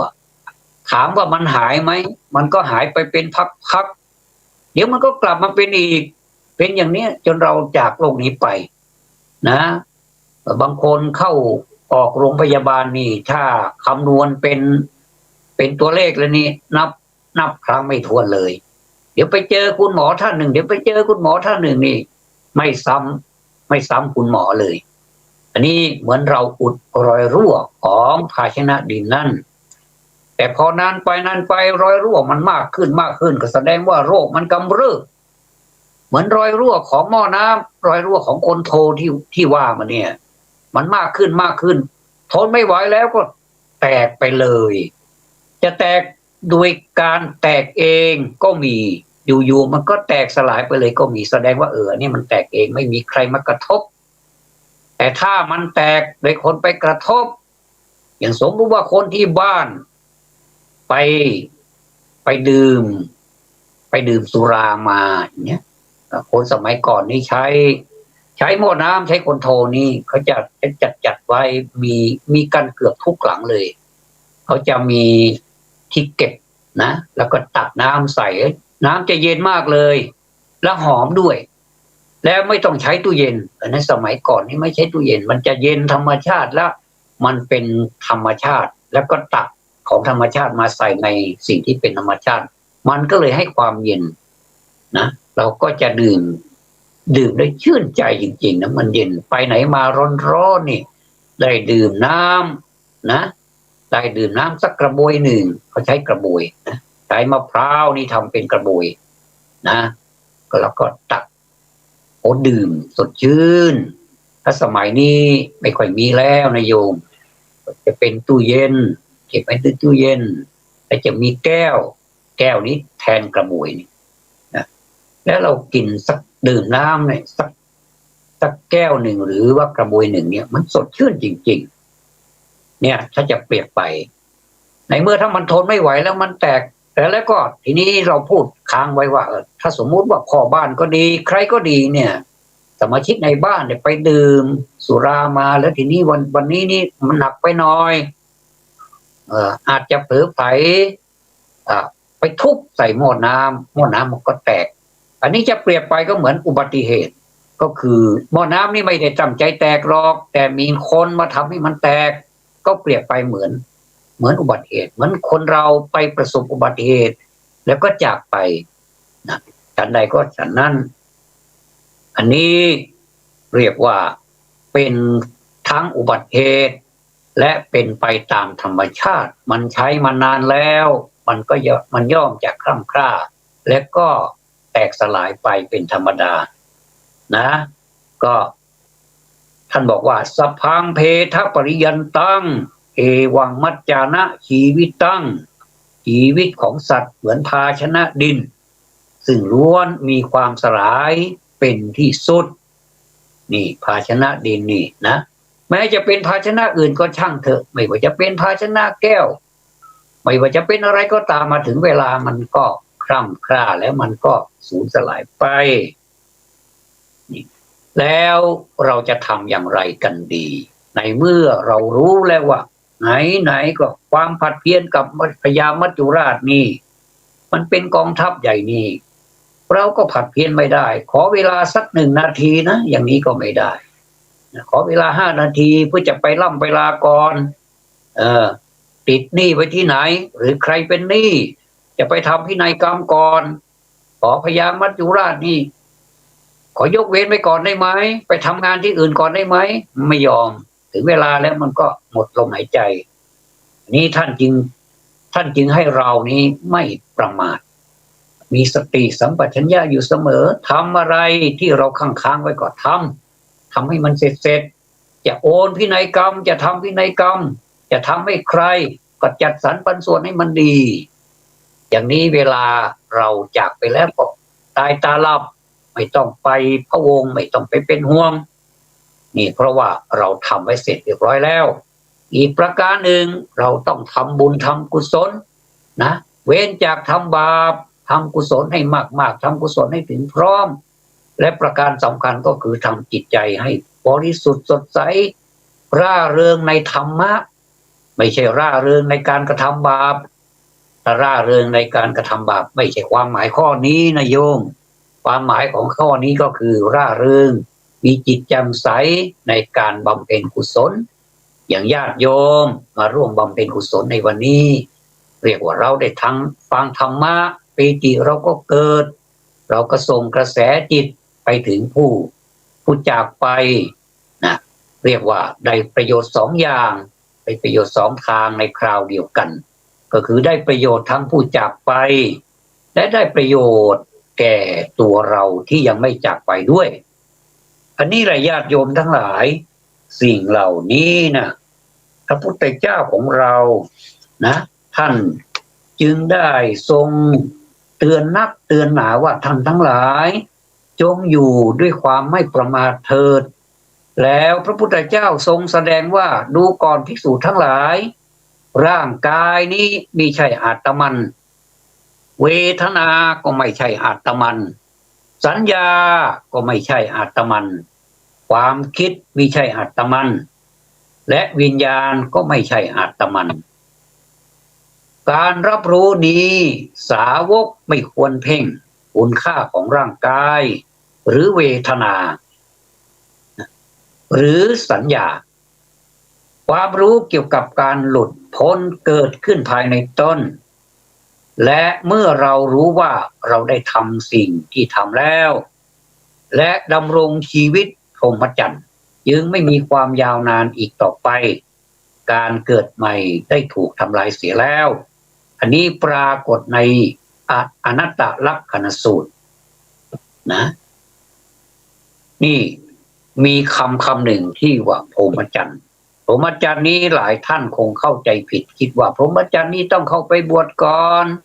ไปบวชเป็นพระไปบวชเป็นภิกษุณีหรือว่าเป็นชีก่อนแล้วถึงจะประพฤติพรหมจรรย์ได้ญาติโยมทั้งหลายความจริงพรหมจรรย์นี้เป็นญาติโยมเป็นคฤหัสถ์ ก็ประพฤติพรหมจรรย์ได้นะก็เลยแจ้งให้ญาติโยมบางท่านหรือว่าหลายท่านนี่เข้าใจคลาดเคลื่อนว่าต้องประพฤติพรหมจรรย์เมื่อได้บวชแล้วเท่านั้นนะเมื่อได้บวชแล้วเท่านั้นนี่เพราะฉะนั้นเราจงรักษาความดีของเรานะอันว่าความดีนั้นปกติก็พูดกันอยู่ติดปากเป็นประจำทุกวันโดยที่ทั้งผู้พูดและผู้ฟังนี่ไม่ได้ให้ความสนใจแจกแจงให้เกิดความเข้าใจความหมายให้ชัดแจ้งพูดว่าความดีก็รับรู้ว่าความดีเท่านั้นเองแต่ในความรับรู้นั้นก็มีความรู้สึกต่อคำว่าความดีเป็นพิเศษเป็นความรู้สึกแสดงถึงความชื่นชมไม่ตำหนิประณามตรงกันข้ามกับคำว่าความชั่วนะโยมเพราะพูดหรือฟังคำว่าความดีอย่างไม่ได้คิดจำแนกแจกแจงให้เกิดความเข้าใจละเอียดละออยิ่งขึ้นว่าความหมายนะมันหมายความว่าอะไรจึงทำให้ยากที่จะทำความดีให้ได้เท่าที่ควรหรือหลีกเลี่ยงการทำความชั่วให้ได้เท่าที่ควรความดีนั้นมีความหมายกว้างขวางครอบคลุมการคิดดีพูดดีทำดีด้วยประการทั้งปวงความดีจึงเกี่ยวข้องกับกิเลสทั้ง3กองและไปเกี่ยวข้องกันอย่างไรอย่างแยกออกจากกันไม่ได้เลยนะโยมกิเลส3กองก็คือโลภะโทสะโมหะก็คือความโลภความโกรธความหลงนั่นแหละความหลงนี้แหละที่เกี่ยวข้องกับความดีอย่างแยกจากกันไม่ได้เลยเมื่อพูดถึงความดีจึงควรเข้าใจไปพร้อมกันว่าหมายถึงการคิดการพูดการทำที่ประกอบด้วยกิเลสอย่างบางเบาตรงกันข้ามกับความชั่วที่ประกอบด้วยกิเลสอย่างมากอันนี้มันตรงกันข้ามกันคือมันมีความหมายแตกต่างกันอย่างนี้ก็หมายความว่าทำดีพูดดีทำดีมันเป็นกิเลสเหมือนกันแต่มันเบาแต่ถ้ากิเลสหนาเนี่ยมันนี่เป็นเรียกว่าเป็นทำความชั่วอีกความหมายหนึ่งก็คือกิเลส3กองที่มากด้วยกิเลส3กองที่เป็นความดีนั่นเองที่กล่าวว่าความดีก็เป็นกิเลส3กองด้วยเหมือนกันก็เพราะความดีตามขั้นปกติของปุถุชนผู้ยังไม่ถึงกับบรรลุมรรคผลนิพพานนั้นยังต้องมีกิเลสเป็นส่วนประกอบอยู่เพียงแต่ว่ามันลดความแรงลงเท่านั้นจึงไม่ถึงกับเป็นความชั่วถ้าแรงมากจึงถือว่าเป็นความชั่วดังนั้นเมื่อต้องการเป็นคนดีจึงต้องรู้ว่าจะต้องทำความโลภความโกรธความหลงในใจของตนให้น้อยลงนะยังไงเรามันก็มีความโลภความโกรธความหลงอยู่ดีนั่นแหละแต่ให้มันลดน้อยลงให้มันมีน้อยที่สุดเขาเรียกว่าทำดีภายใต้ความโลภความโกรธความหลงไม่ให้แรงในระดับที่ท่านถือกันว่าเป็นความชั่วเป็นคนชั่วก่อนอื่นจะต้องเข้าใจให้ชัดแจ้งพอสมควรว่าความโลภเป็นอย่างไรความโกรธเป็นอย่างไรความหลงเป็นอย่างไรความโลภนั้นปกติเข้าใจกันว่าเป็นความโลภอยากได้เงินได้ทองเข้าของใช่ไหมแต่ความจริงความโลภมีความหมายกว้างขวางออกไปอีกคือหมายถึงความโลภอยากได้ชื่อเสียงอยากได้ความมีหน้ามีตาอยากได้ความเป็นคนสำคัญสรุปลงได้ว่าความรู้สึกไม่พอใจในสภาพของตนที่เป็นอยู่ที่มีอยู่ทั้งหมดเป็นความโลภความไม่สันโดษคือความโลภความทะเยอทะยานคือความโลภแม้ประสงค์จะรู้จักตนเองว่ามีความดีมากน้อยเพียงไรก็ให้ดูได้ที่ความโลภในใจของตนนั่นแหละซึ่งจะเห็นได้ง่ายกว่าความโกรธความหลงความโกรธความหลงนั้นบางทีก็เห็นยากเข้าใจยากนะโยมเพราะมันไม่ค่อยโผล่หน้าขึ้นมาให้เห็นถนัดชัดแจ้งเท่ากับความโลภนี่มันโผล่ให้เห็นจริงๆแต่ละเวลานาทีความโลภจะต้องผุดโผล่หน้าให้เห็นแม้ตั้งใจมองให้เห็นแทบทุกคนที่ยังเป็นผู้มีกิเลสยังมีความโลภจะรู้จักหน้าตาความโลภในใจตนได้ให้มีสติรู้ว่าตัวใจตนดิ้นรนแสวงหาหน้าตาชื่อเสียงเพียงไร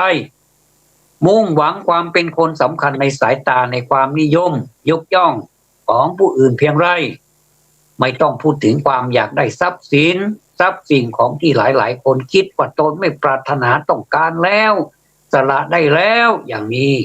บริจาคเป็นทานได้แล้วเป็นจำนวนมากมายเพียงไรก็ทำได้แล้วความโลภในลักษณะนั้นหรือความไม่โลภในลักษณะนั้นอาจจะเป็นสิ่งที่มากมายหลายคนพยายามทำให้หมดสิ้นไปแต่อาจจะไม่นึกถึงความโลภเกี่ยวกับหน้าตาชื่อเสียงกิตติยศความเป็นคนสำคัญความเป็นคนใหญ่คนโตจึงอาจไม่คิดทำความโลภในด้านนั้นให้ลดน้อยลงคนเป็นอันมากนะโยมต้องได้ชื่อว่าเป็นคนไม่ดีไม่มีความดีเพราะกิเลสกองโลภะในแง่ดังกล่าวความโลภในแง่นี้นี่แหละที่เป็นกำลังส่งให้คนเป็นอันมากคิดก็ตามพูดก็ตามทำก็ตามที่ไม่ดีไม่งามที่ถือกันว่าเป็นความไม่ดีจึงควรสนใจแก้ไขความโลภในแง่ดังกล่าวด้วยนี่แหละเป็นข้อแถมในการที่ได้มาสนทนาธรรมกันในวันนี้ให้ญาติโยมทั้งหลายได้ฟังเพื่อเป็นปฏิสอนใจให้เราท่านทั้งหลายได้ประพฤติปฏิบัติตามสมควรแก่ความสามารถอย่างไรก็พอสมควรแล้วนะอาตมาก็ขอบรรยายไว้เพียงเท่านี้อิมินากตะปุญเยนะด้วยอำนาจบุญกุศลคุณงามความดีที่คุณโยมทั้งที่เป็นทายกทายิกาอุบาสกอุบาสิกาทั้งฝ่ายบรรพชิตได้มาร่วมกันบำเพ็ญให้เป็นไปถึงแก่ผู้มรณภาพก็คือพระครูสมุวารินตะวารินโทอดีตเจ้าอาวาสวัดติยสถานรูปที่5ท่านได้สร้างสมอบรมไว้เมื่อครั้งยังมีชีวิตอยู่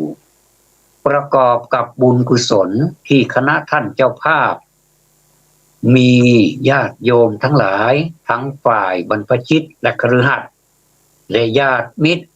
ได้กระทำอุทิศไปให้โดยลำดับขอจงเป็นตบะเป็นเดชะพลวะปัจจัยส่งเสริมสนับสนุนให้ดวงวิญญาณของพระครูสมุวารินตะวารินโทอดีตเจ้าอาวาสวัดติยสถานรูปที่5จงประสบแต่สันติสุขในสัมปรายภพสมดังเจตนาปรารภของคณะท่านเจ้าภาพจงทุกประการอันหนึ่งด้วยอำนาจบุญกุศลคุณงามความดีความเสียสละความสามัคคีความกตัญญูกตเวทีและความมีน้ำใจที่ท่านทั้งหลายได้บำเพ็ญมาตั้งแต่ต้นจนถึงปัจจุบันสมัยขอจงเป็นปฏิภรณ์ย้อนสนองให้เจ้าภาพทุกคนสาธุชนทุกท่านณสมาคมนี้จงเจริญด้วยสิริสวัสดิ์พิพัฒนมงคลสมบูรณ์พูนผลด้วยสิ่งอันพึงปรารถนาจงทุกประการรับประทานแสดงพระธรรมเทศนาในมัจจุกถาว่าด้วยความตายมาโดยประสงค์ขอสมมุติยุติลงคงไว้แต่เพียงเท่านี้เอวังก็มีด้วยประการฉะนี้ยะถาวาริวหาปูราปริปุเรนติสาครังเอวะเมวะอิโตทินังเปตานังอุปกัปปติอิจิตังปฏิตังตุมหังคิปะเมวะสมิจจตุสเพปุเรนตุสังกปาจันโทปนรโสยถามณิโชติรโสยถาสัพพิติโยวิวัชชันตุสัพพโรโควินัสตุมาเตภวัตวันตรายโยสุขีทีคายุโกภวะอภิวาทนะสีริสะนิจจัง วุฒาปัจจายโนยัตตาโรธัมมาวัฏันติอายุวันโนสุขังภะลัง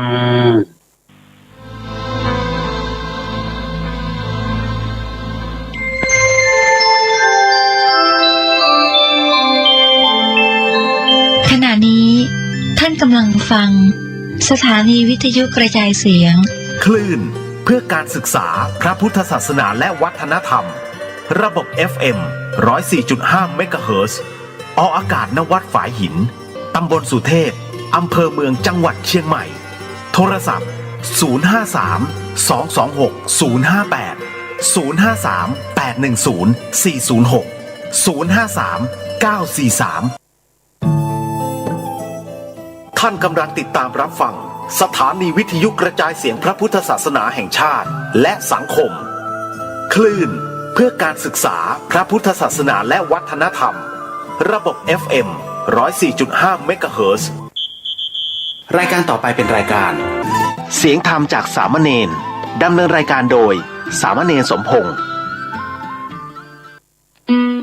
เดือนเมษายนบ้านเห่าลูกหลานคนใดจะปิกบ้านไปก่อนไปดำหัวคนเฒ่าคนแก่หยุดกึดสักหน่อยการเดินทางปิกบ้านในช่วงแพร่ระบาดของโควิด -19 อาจทำให้เกิดการแพร่กระจายเชื้อจากผู้เดินทางเข้าสู่หมู่บ้านของเห่าและสู่ผู้สูงอายุก็ว่าคนที่มีโรคประจำตัวซึ่งเป็นกลุ่มที่เสี่ยงที่สุดต่อการเจ็บป่วยรุนแรงและอาจนำไปสู่การเสียชีวิตได้เนื่องจากคนที่บ่มีอาการหรือมีอาการเล็กน้อยก็สามารถแพร่เชื้อโรคได้เพื่อเป็นการรักษาความปลอดภัยและป้องกันการแพร่ระบาดที่อาจจะเพิ่มขึ้นผู้เดินทางปิกบ้านต้องแยกตั๋วจากผู้อื่นอย่างน้อย14วันพร้อมเป็นแยกเครื่องใช้และห้องพักออกจากคนอื่นสวมใส่หน้ากากอนามัยตลอดเวลาที่ออกจากห้องพักเว้นระยะห่างจากกันตั้งแต่ 1.5 ถึง 2 เมตรหลีกเลี่ยงการใกล้ชิดสัมผัสผู้อื่นล้างมือด้วยสบู่กับว่าเจลแอลกอฮอล์บางคนบ่ได้ปิกบ้านก็สามารถใช้เทคโนโลยีในการสื่อสารสร้างความใกล้ชิดแตนเพื่อเลี่ยงความเสี่ยงในการแพร่โรคไปยังบุคคลอันเป็นที่หักได้และหากภัยที่ติดเชื้อโควิด -19 แล้วควรดูแลตัวเก่าบ่ให้แพร่กระจายโรคและคนรอบข้างควรให้กำลังใจกันและกันเพื่อเกิดพลังที่เข้มแข็งในการต่อสู้โรคต่อไปปีใหม่เมืองปีนี้ร่วมปกป้องและป้องกันโรคโควิด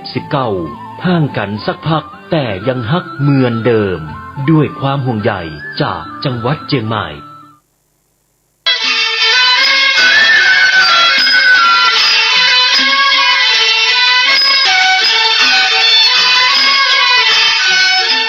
ทั้งโลกนี้มีธรรมประจำที่เมื่อทำดีจะไม่ดีมีที่ไหนมีสุขบ้างทุกข์บ้างช่างปะไรเป็นวิสัยของมนุษย์ปุถุชนขอกราบไหว้สาครูบาอาจารย์ทุกท่านขอเจริญพรศรัทธาญาติโยมผู้ใฝ่ในศีลในธรรมทั้งหลายมาแล้วมาแหมแล้วรายการเสียงธรรมจากเนนน้อยสังเดือจากวัดประแดง ทั้งนี้โดยการนำของท่านพระครูโคสิทธิ์ปริยัติยาพรเจ้าวัดวัดประแดงเจ้าคณะตำบลสุเทพเขต 1เป็นประจำทุกวันพุธจาก 10 โมงจนถึง 11 โมงโดยประมาณดำเนินด้วยการธรรมภาพสามเณรสมพงษ์จากวัดประแดงตมานั่งดำเนินรายการอยู่ที่วัดประแดงส่งเสียงมายังสถานีวิทยุ FM 104.5 ของวัดไผ่หินซึ่งทางวัดไผ่หินก็มีท่านพระครูสมุวิศวัตรวรกิโจนายสถานีและเจ้าวัดวัดไผ่หินบาทั้ง2ท่าน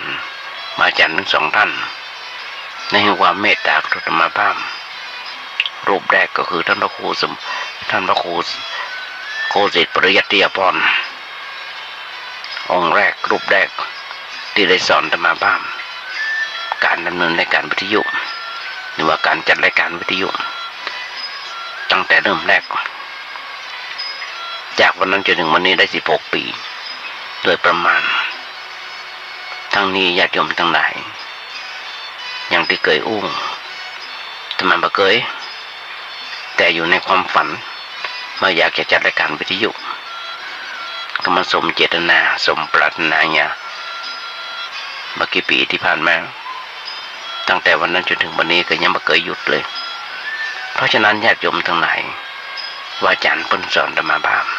ตั้งแต่วันแรกเริ่มบวชจนถึงวันนี้36 ปีเพิ่นบอกว่าอยู่วัดจะไปอยู่บ่ได้มันไหวพระสวดโยโกห้องแล้วก็นำคำสอนของพระสัมมาสัมพุทธเจ้ามาอู้มาจางญาติโยมฟังบ้างธรรมะได้ทำตามที่ครูบาอาจารย์เพิ่นสอนในมาโดยตลอดเพราะฉะนั้นญาติโยมทั้งหลายฟังแล้วเป็นอย่างไรพ่อให้ดีที่ห่างก็ตำหนิตีชมกับในน้อยนี้ได้จะโทรศัพท์มาก็ได้จะฝากท่านพระครูจะวัดมาก็ได้อย่างที่บอกเวลา10 โมงจนถึง11 โมงเป็นเวลากำลังเหมาะญาติโยมกำลังทำกวาดกระล่างกลางกว้างซักเสื้อซักผ้าทำกับข้าวกับปลาให้ลูกหลานดันเต้า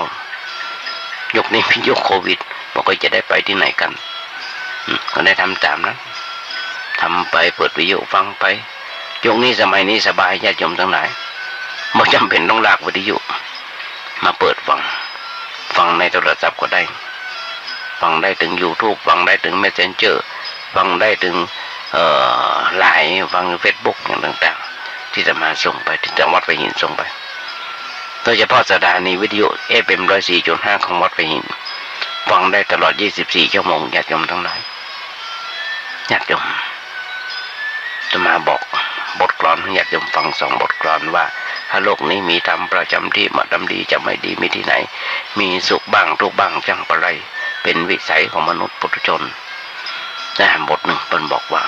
ถ้าธรรมะไม่กลับมาโลกาจะวินาศอันนี้ของหลวงพ่อปัญญานันทภิกขุเป็นจริงอย่างที่เพิ่นว่าจริงๆญาติโยมทั้งหลายทุกเมื่อเจ้าวันทั่วโลกฮอนหายอันคนที่ตายก็ตายไป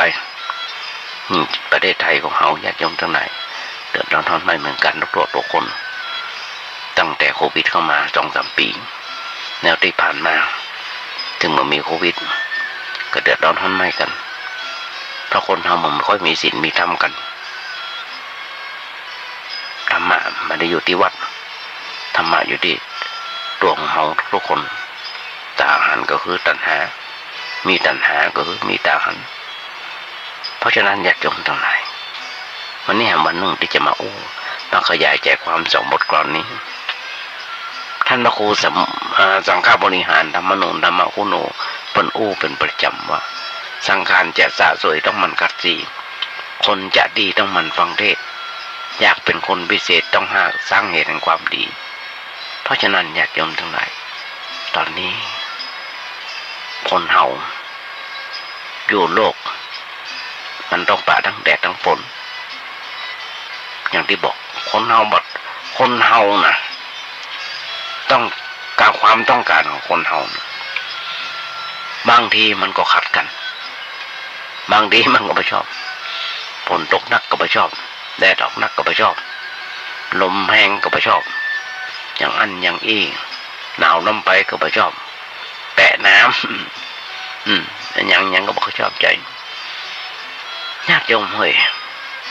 อันยังก็ช่างในโลกเนี้ยก็บ่มีอย่างบ่มีใครที่ชอบใจอันอย่างในโลกเนี้ยที่มันจะเหมือนใจของไปทุกอย่างเป็นไปบ่ได้สิ่งทั้งหมดทั้งมวลก็เป็นไปตามอำนาจของธรรมชาติเป็นตามอำนาจของธรรมะธรรมชาติธรรมะคือธรรมชาติเขาก็ต้องปลุกความรู้สึกในใจให้เกิดความพอดีกับสิ่งเหล่านั้นนั่นคือรู้สึกในใจเกิดความพอดีกับสิ่งเหล่านั้นฝนตกก็จังมันหนาวก็จังมันเกิดความพอดีเรารู้สึกพอใจแล้วก็สบายใจแต่ถ้าบ่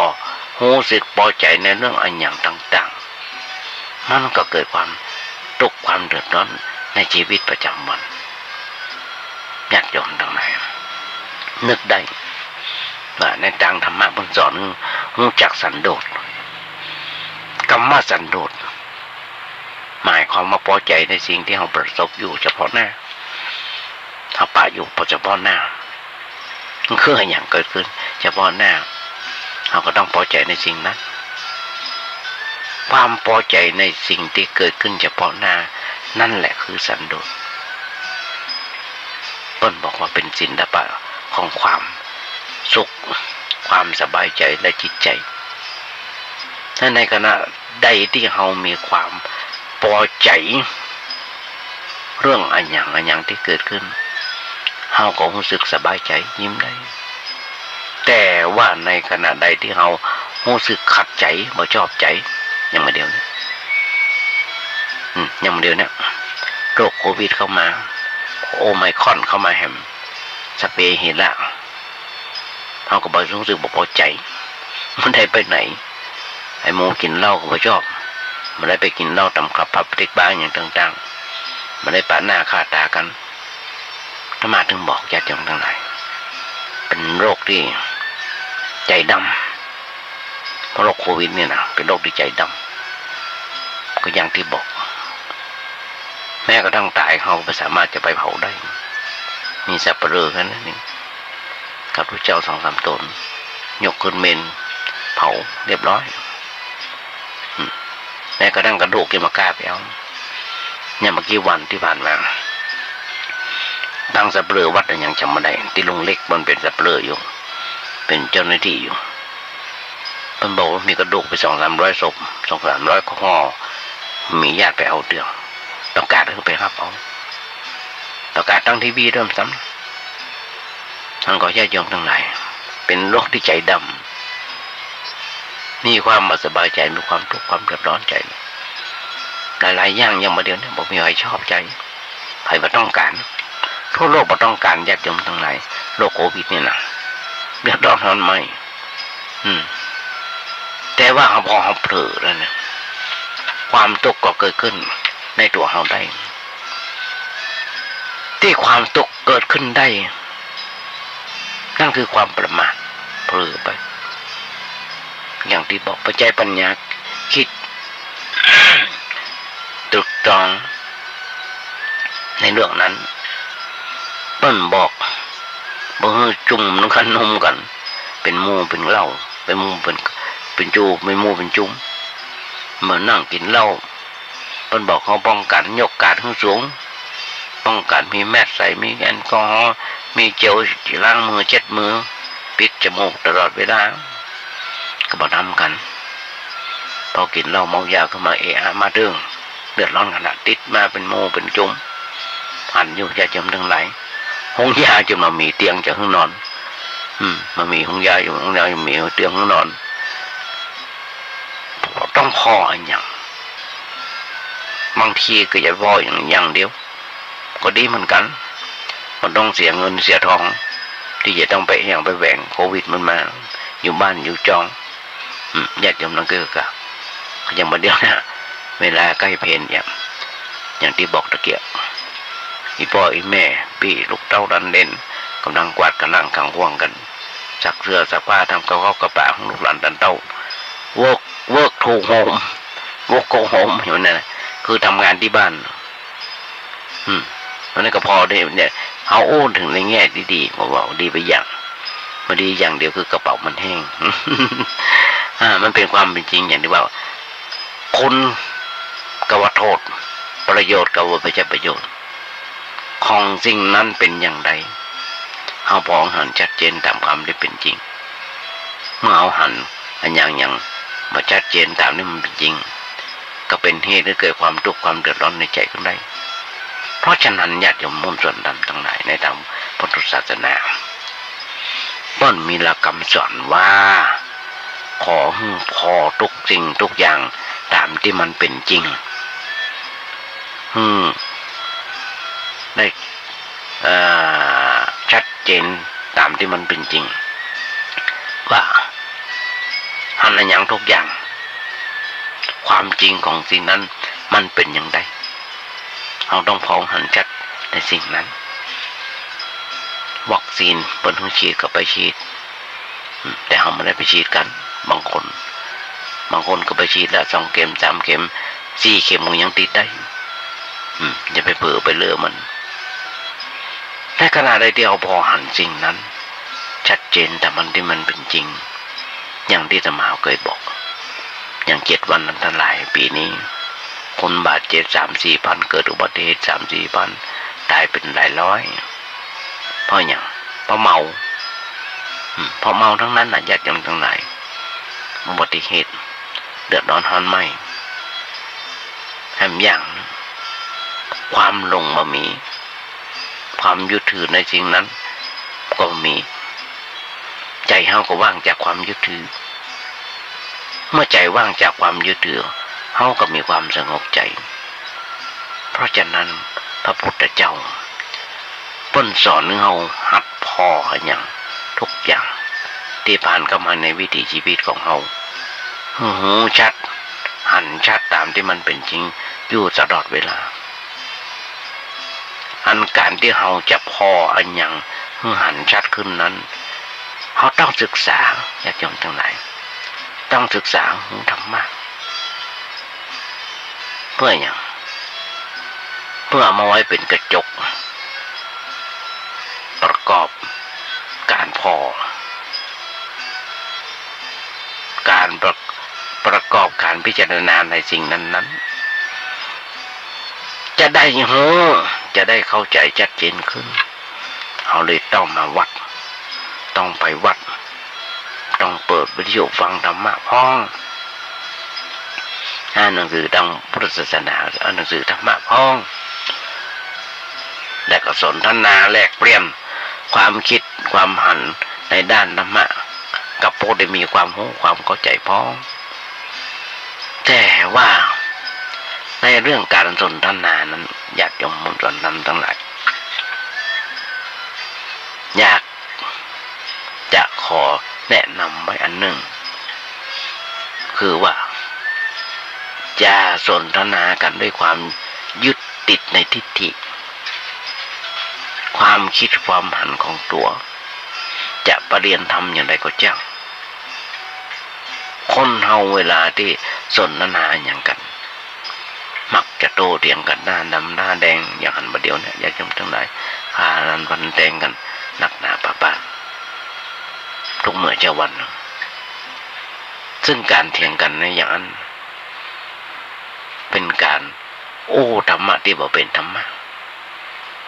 แต่ว่าเอาตัวเก่าเข้าไปอู้หันว่าตัวเก่าหัวร้อนหนึ่งบ้านเหลืองปรริญญาธรรมอย่างอันอย่างอี้หูกะธรรมะแต่ยังมาหูทั้งโลกเด้อ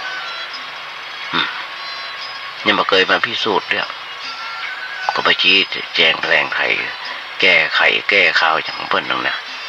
มันบ่ถูกต้องบางทีนั่นเพิ่นเฮาเอาตัวของตัวก็เป็นตัวแห่งความยึดความติดในทิฏฐิอย่างบางสิ่งบางอย่างหลายอย่างถือว่าตัวเก่านั้นจบปรริญญาธรรม9 ประโยค10 ประโยคสำคัญว่าเรื่องของตัวนั้นเป็นเรื่องที่ถูกยุคนี้สมัยนี้มันเปลี่ยนแปลงเรื่องของคนอื่นเป็นความผิดที่นี้เมื่อไปอู้กับไผถ้าเปิ้นอู้อันอย่างบ่ตรงกับความคิดความหันของตัวเถียงเนาะเถียงยกอย่างอันนี้บางคนมาเคยบวชมาเคยเรียนก็ไปเถียงมหาปรริญญาคัดค้านจริงนั้นจริงนี้เหี่ยหมดอย่างนี้ก็บ่เกิดปัญญาพระพุทธเจ้าเพิ่นบอกแต่ว่าก็เคยอู้ว่าอาจารย์เพิ่นก็เคยเพิ่นแนะนำในเรื่องอย่างไรเพิ่นบอกว่าภิกษุทั้งหลายเมื่อเธอได้ฟังไผก็ตามโอ้อันอย่างที่เกี่ยวกับธรรมะเกี่ยวกับข้อวัดปฏิบัติอย่าคัดค้านและอย่ายอมรับเรื่องนั้นญาติโยมทั้งหลายเพิ่นบอกเพิ่นวางหลักไว้2 อย่างอย่าคัดค้านแล้วก็อย่ายอมรับทันทีเมื่อฟังแล้วเอาไปพินิจพิจารณาด้วยปัญญาของตัวเปรียบเทียบกับสิ่งที่เราเคยรู้เคยเข้าใจถ้าสิ่งนั้นมันเข้ากันได้กับเรื่องที่เคยเรียนเคยศึกษาก็ยอมรับในสิ่งนั้นได้แต่ถ้าหากว่าเรา เอาไปคิดไปไตร่ตรองโดยอุบายที่แยบคายแล้วแต่มันเข้ากันมาได้กับอย่างหลายๆอย่างหลายประการห้างก็ไปยึดถือไปยึดในความคิดความเห็นอันนั้นการสนทนาในแง่อย่างอี้มันมีเรื่องทะเลาะเบาแวงกันมีการฆ่าล้างฟันแทงกันมันมีการที่จะเถียงกันอย่างกันเป็นความวุ่นวายความเพราะเอาฮับฟังไผอู้อันหยังเขาก็ฟังด้วยใจเย็นถ้าจะอู้คัดค้านหรือทวงติงก็อู้ด้วยใจเย็นๆมาอู้ด้วยอารมณ์ร้อนอันการอู้เรื่องอันหยังก็ตามถ้าอู้ด้วยอารมณ์ร้อนมันเสียเปรียบแต่ถ้าอู้ด้วยอารมณ์เย็นๆมักจะได้เปรียบ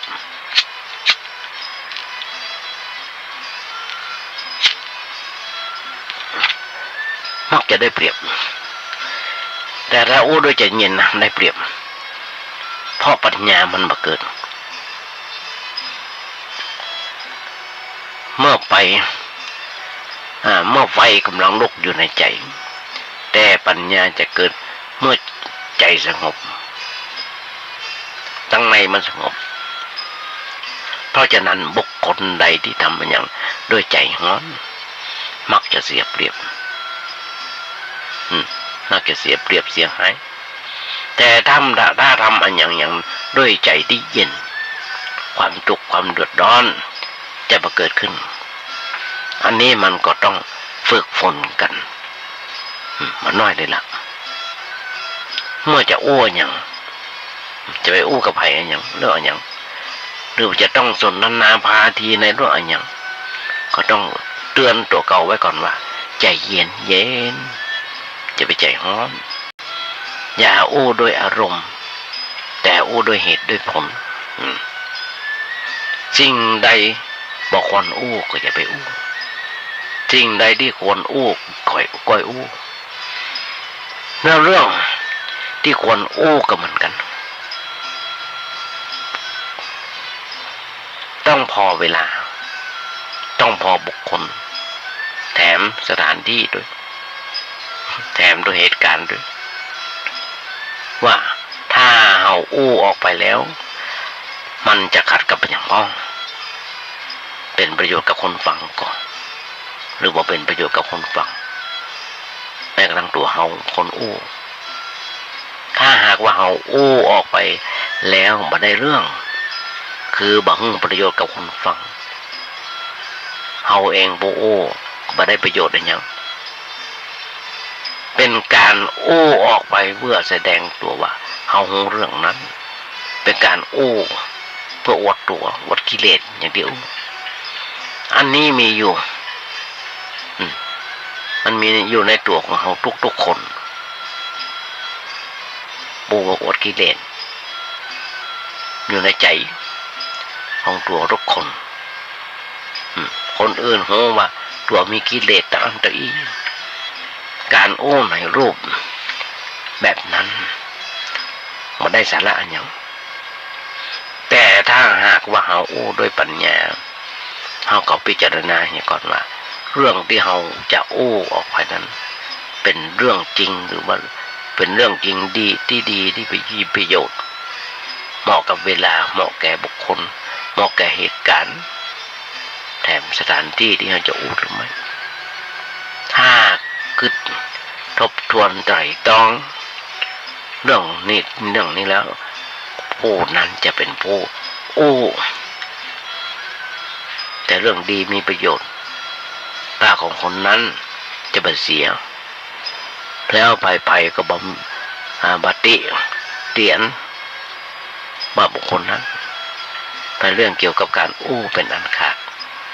อันนี้เป็นเรื่องที่สำคัญญาติโยมส่วนนั้นทั้งหลายเพราะว่าคนเฮาอยู่ในสังคมยุคนี้สมัยนี้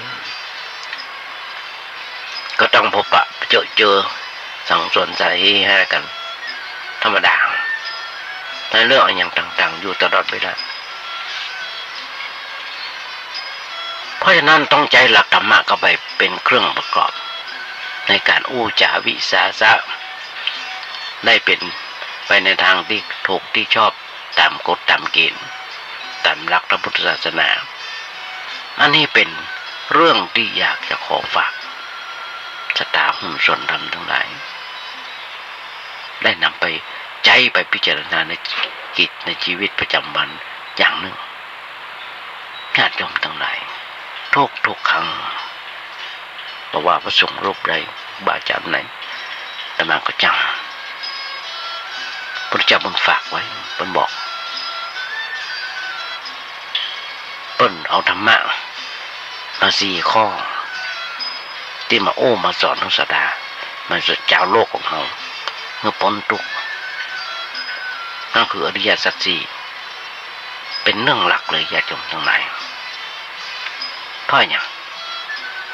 เพราะว่าพระเจ้าบุญไว้มีขึ้นไว้ก็เพราะว่าพระเจ้ารู้ดีว่าชีวิตของมนุษย์ชีวิตของมนุษย์เนี่ยมีความทุกข์มีความเดือดร้อนด้วยปัญหาต่างๆหลายอันหลายอย่างแล้วก็ต้องการให้มนุษย์เรารู้จักวิธีแก้ไขปัญหาชีวิตของตัวเปิ้นก็เลยได้วางหลักอริยสัจสี่อย่างเราเนี่ยไว้ถ้าจะอู้กันไปแล้วก็หมายความว่าอริยสัจสี่ประการอู้กันแบบธรรมะแบบดังทุกเจ้าอู้เป็นธรรมนูญหรือว่าเป็นกฎหมายว่าอะไรสำหรับชีวิตของเราได้นำไปใช้ชีวิตประจำวันถ้าเรานำหลักนี้มาใช้ในชีวิตประจำวันอย่างจริงจังแล้วเราก็จะอยู่ด้วยความสุขความสงบในโลกนี้มันมีความทุกข์ไม่มีความเดือดร้อนในชีวิตจิตใจของเราเลยเป็นเรื่องที่ควรจะทำความเข้าใจในเรื่องนี้ต่อไปทุกครั้งญาติโยมทั้งหลายเรื่องที่เราควรจะโอ้กันฟังกัน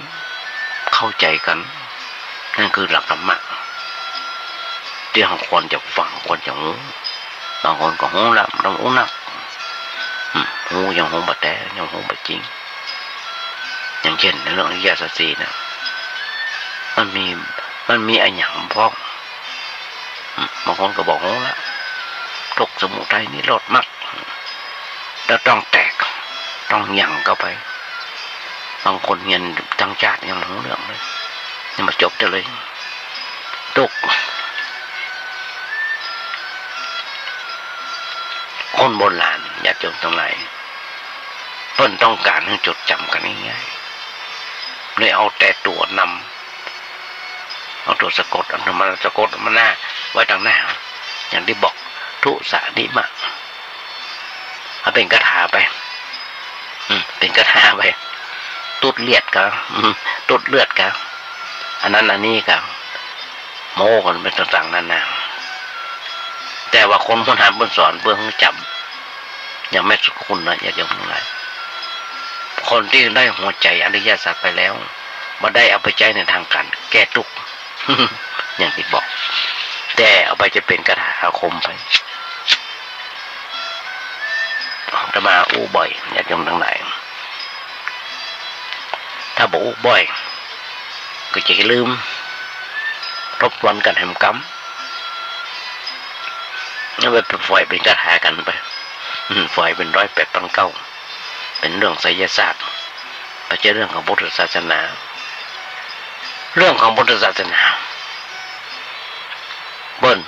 จับหัวใจเพื่อจะได้ระลึกนึกถึงง่ายๆท่องใจง่ายๆทุกสัตว์ดีมากเวลาเรานั่งนึกถึงตัวจริงของอริยสัจเขาก็หูว่าทุกคือทุกสักคือสมุทัย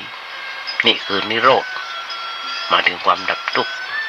มากคือมรรคอันประกอบไปด้วยองค์8เรื่องต่างๆญาติโยมทั้งหลายเปิ้นฮึบมัดหัวใจมีหัวใจเป็นสั้นๆให้เราท่องจำเพราะสมัยแต่ก่อนมันมีหนังสือว่ามีหนังสือหนังหามีสมุดอย่างมันมีคอมพิวเตอร์บันทึกไว้อย่างมาเดียว มันมีการบันทึกเป็นลายลักษณ์อักษรคนที่ไปเรียนอันอย่างก็ต้องท่องจึงจำเนี่ยจำทั้งหลายท่องให้จำถ้าจะท่องทั้งหมดก็ต้องใช้เวลาหมื่นเลยต้องย่อสิ่งที่จะไปเรียนกันนั้นเอาแต่หัวใจเพื่อให้จำง่ายน่าจะจำเอาจะได้เอาไปใช้เป็นหลักในการศึกษาต่อไป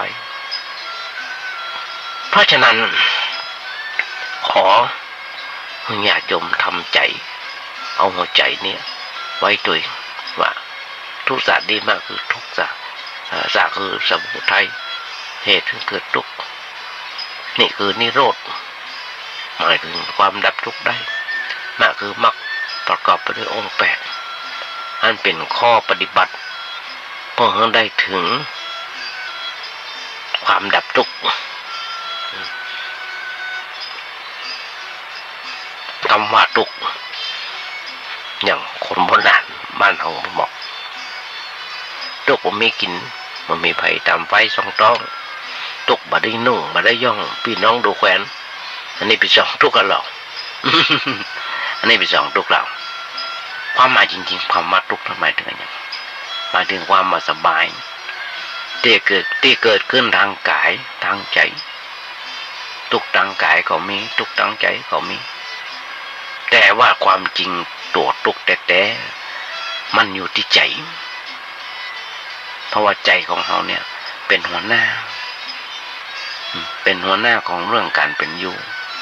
ความคิดความนึกอยู่ที่ใจทั้งนั้นไม่สองเรื่องเพราะว่าเหตุทางกาย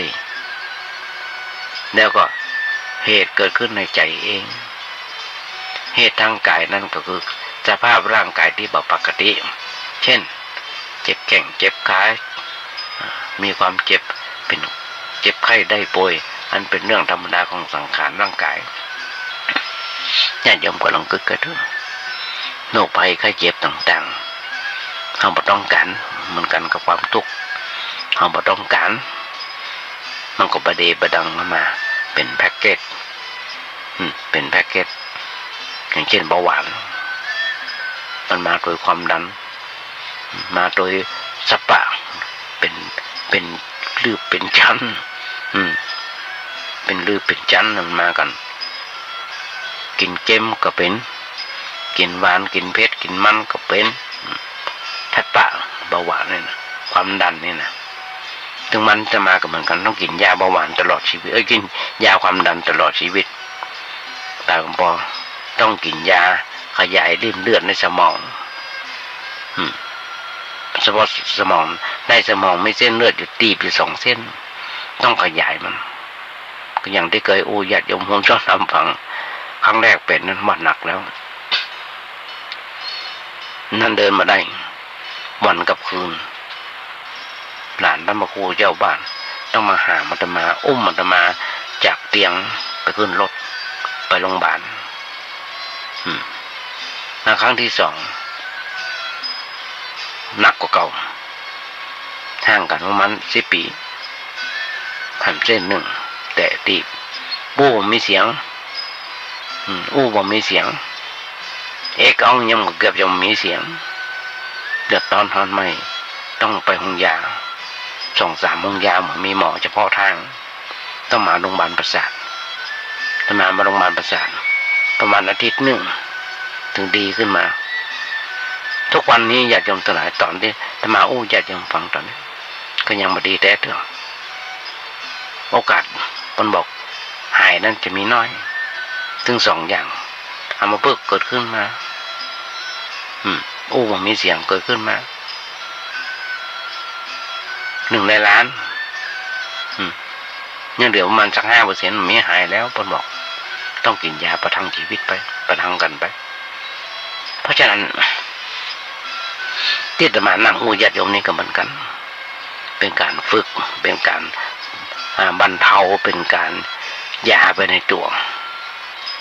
ต้องใจสมองมันคิดมีการแล่นมันคิดเลือดสูบฉีดมันถึงจะกันได้คล่องก็ยังมาแต่เรื่องต้องไปหาหมอพยุง นี่6-7 เดือนแล้วที่ไม่ได้ไปหาคุณหมอเพราะว่าโรคโควิดขอเจ้าหน้าที่ในโรงพยาบาลเพื่อเอายามาส่งเพราะฉะนั้นญาติโยมทั้งหลายคนเราเกิดมาแล้วมันต้องมีการเจ็บไข้ได้ป่วยเป็นเรื่องธรรมดาถ้ารักษาอนามัยดีก็เจ็บไข้ได้ป่วยน้อยแต่รักษาอนามัยบ่ดีเขาก็เจ็บไข้ได้ป่วยหนักเวลาใดที่ร่างกายมันผิดปกติก็เป็นเหตุให้เกิดความทุกข์ทางใจความทุกข์นั้นเป็นห้องว่าเป็นความทุกข์เนื่องจากร่างกายที่มีความทุกข์ในเรื่องใจล้วนๆมันเป็นเรื่องต่อเนื่องเกี่ยวกับความอยากความอยากที่เกิดขึ้นในใจจะอยากไม่ใช่อยากในเรื่องอะไรอย่างต่างๆ108 พันอย่างขนาดใดใจอยากในอะไรอย่างก็เกิดความทุกข์ในเรื่องนั้นถ้ายังบ่ได้สมใจก็เป็นทุกข์ถ้าได้สมใจแล้วก็ยังเป็นทุกข์ต่อไปอย่างบางคนญาติโยมทั้งหลายเพิ่นบอกว่าให้ความรวยของคนขนาดไหนมันถึงจะพอใจอยากรวย100 ล้านกะอยากรวย1,000 ล้านกะอยากรวย10,000 ล้านกะประมาณนั้นมีกว่าล้านหนึ่งก็พอใจแล้วแต่บางคนอยากจะมีรวยเป็น100 ล้าน1,000 ล้านญาติโยมมันจะพอใจแต่มีเศรษฐีบ่น้อยเลยญาติโยมทั้งหลายที่รวยเป็น100 ล้าน1,000 ล้านโรคหลานตันเต้าแข่งแย่งยิงดียิงเด่นกันฆ่าลันฟันแตงกัน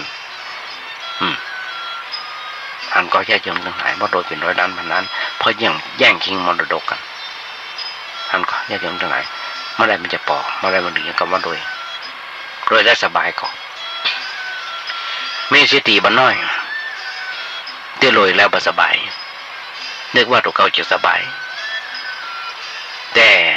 ถ้าบุคคลใดมีปัญญาหูเต่าหูตันเวลาได้ก็บ่เป็นทุกข์เวลาบ่ได้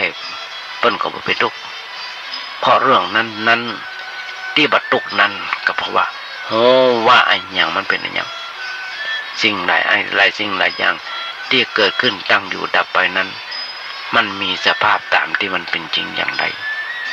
ก็มีความทุกข์ใจความทุกข์จากเรื่องนั้นอันเนี้ยเป็นเรื่องความทุกข์ที่เขาควรรู้ไว้ก่อนก็เป็นขั้นแรกในธรรมะพุทธว่าหรือว่าในประสูตรเป็นแยกความทุกข์เกี่ยวกับอริยสัจนี้ไว้อย่างที่เราเคยสวดมนต์มาหลายครั้งชาติปีทุกขาความเกิดเป็นทุกข์ชาปีทุกขาความแก่ก็เป็นทุกข์มรณะปีทุกขังความตายก็เป็นทุกข์ความพลัดพรากจากของรักของชอบใจก็เป็นทุกข์เขาอยู่ร่วมกันกับคนที่เขาบ่ชอบกับสิ่งที่เขาบ่ชอบก็เป็นทุกข์ก็เป็นความทุกข์ความโศกความเหี่ยวแห้งใจความรำไรรำพันในเรื่องปัญหาต่างๆก็เกิดความทุกข์เอากันง่ายๆยากๆย่อๆสั้นๆเฮาเข้าไปยึดถือในขันธ์ 5ว่าเป็นตัวเป็นตนเป็นตัวเป็นตนเฮาเป็นเขานั่นเป็นก้อนตุกติ่งใหญ่แต่มาได้เคยฟังหลวงปู่พุทธทาสหลวงปู่ปัญญาเพิ่นโอ้อย่างเงี้ยทศะเพิ่นว่าต้นแจงความทุกข์เมื่อญาติโยมฟังมาหลายปีดีแล้วแต่มาก็อย่ามาโอ้ญาติโยมฟังต่อทีนี้มีอันหนึ่งซึ่งสำคัญ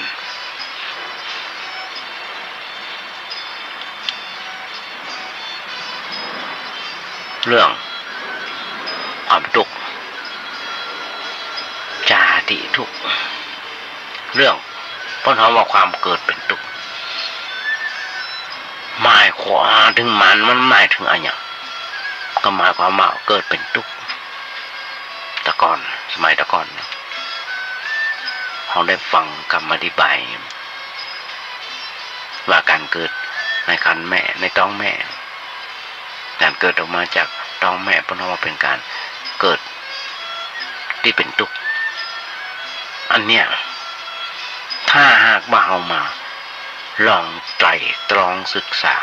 ในแง่นั้นจะไปช่วยให้การแก้มาช่วยให้การแก้ปัญหาอย่างไรแต่ถ้าหากเขาเข้าใจในแง่นั้นเราได้เข้าใจในตามแง่อย่างนั้นในแง่ที่ว่านั่นก็คือว่าเกิดมายังเป็นทุกข์ยังนอนแบบเบาดิ้นไปดิ้นมาจะกินก็ต้องให้เหี้ยมันถึงจะได้กินแม่เอานมใส่ปากเนี่ยเป็นทุกข์ตั้งแต่น้อยจนถึงหัดเดินจนถึงหัดเตี้ยวสเปเห็นละบางคนเป็นนั่นเนี่ยทุกข์อย่างนึงละมาถึงความรู้สึกที่เกิดขึ้นในใจเขาไปยึดถือเลยเป็นตัวเฮาเป็นของเฮาขึ้นมาในขณะใดที่ใจเฮาเกิดความรู้สึกยึดถือในเรื่องอันหยังขึ้นมาแล้วในขณะนั้นแหละ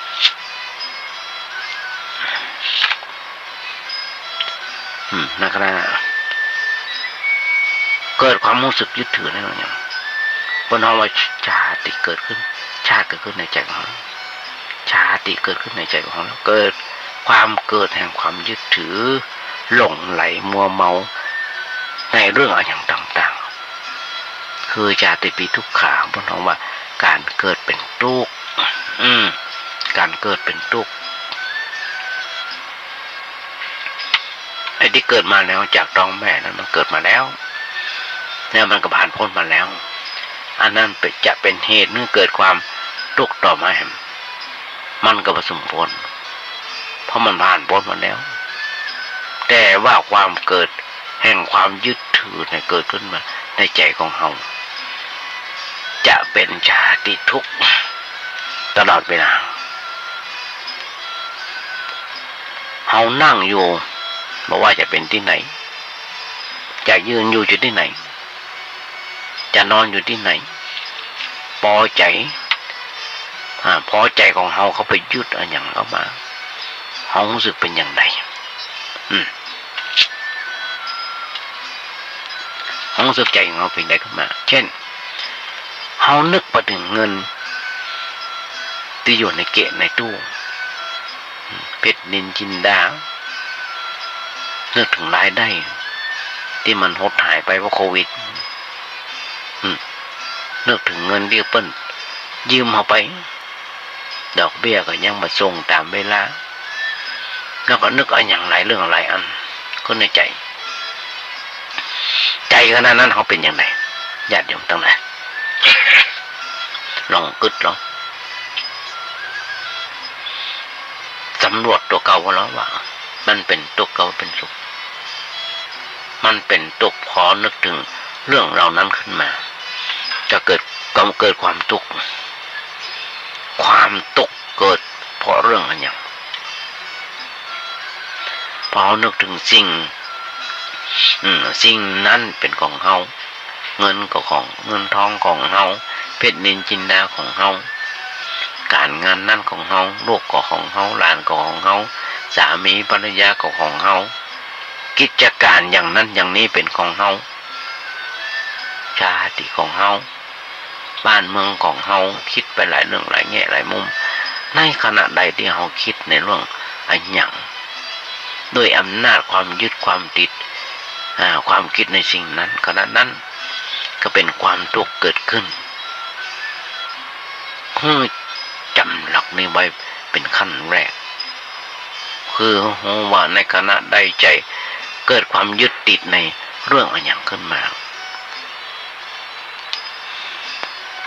ในขณะนั้นเราจะเป็นทุกข์จำกรรมนี้ไว้ได้แล้วก็ต้องเอาไป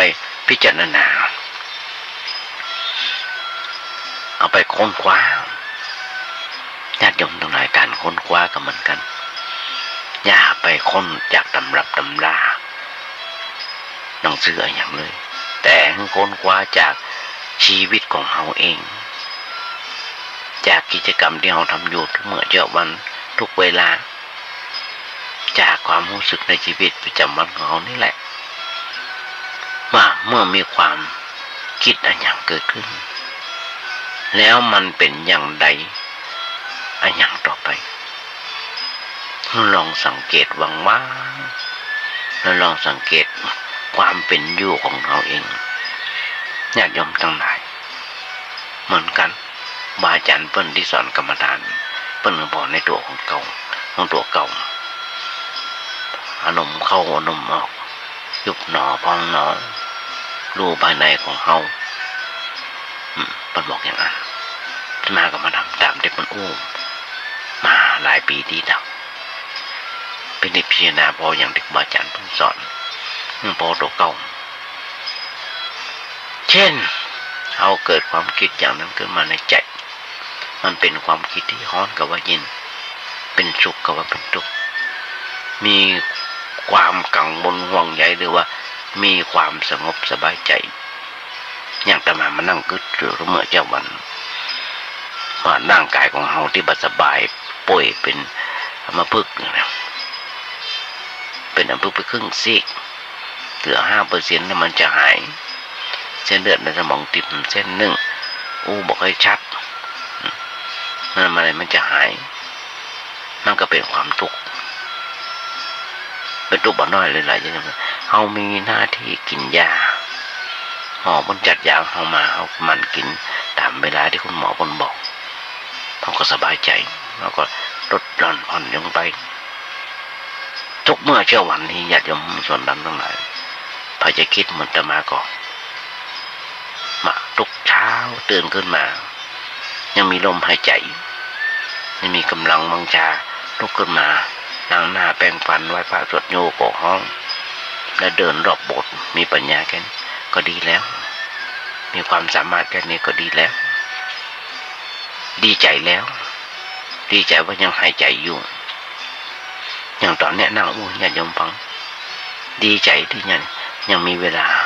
ยังมีโอกาสได้ได้จางกับญาติโยมฟังอาตมาถึงบอกเสมอญาติโยมต้นไปอาตมาไม่ได้มาสอนเอาเป็นเพื่อนเป็นป้องญาติโยมฟังยามเหงาอย่างนี้ยามโควิดอย่างนี้ฟังไปเถอะอย่างน้อยแก้เหงาญาติโยมทั้งหลายการที่จะสักลัดปล่อยความทุกข์ออกไปจากตัวนั้นมันง่ายแต่ถ้าเราไปเข้าใจในแง่ว่าเกิดจากท้องแม่มาแล้วตายเขาล่องเป็นชาติหนึ่งมันก็แก้อย่างมันได้เพราะว่าอย่างเพราะว่ามันเกิดนั้นไอ้ความเกิดนั้นมันบานบนมาแล้วเป็นเมินแล้วสมบูรณ์ทุกสิ่งทุกอย่างบอกใจวิธีทางแก้ไขความทุกข์ตามหลักทางพุทธศาสนาในหลักพุทธศาสนาต้องการชี้ให้เขาเข้าใจว่าความทุกข์เกิดจากความยึดถือในเรื่องอะไรอย่างต่างๆในขณะใดที่ความยึดถือในเรื่องอะไรอย่างเกิดขึ้นในใจก็ห้องไว้ชาติเกิดขึ้นแล้วชาติหนึ่งและเมื่อเกิดความรู้สึกอย่างนั้นขึ้นมามันจะต้องสร้างต่อไปต้นหอมมีภพมีกรรมภพก็หมายถึงว่าความคิดที่เราส่งไปในเรื่องนั้นๆส่งไปในเรื่องกามอารมณ์เพราะว่าเกิดในกามภพถ้าเราส่งไปในเรื่องเกี่ยวกับรูปก็เรียกว่ารูปภพถ้าส่งไปในเรื่อง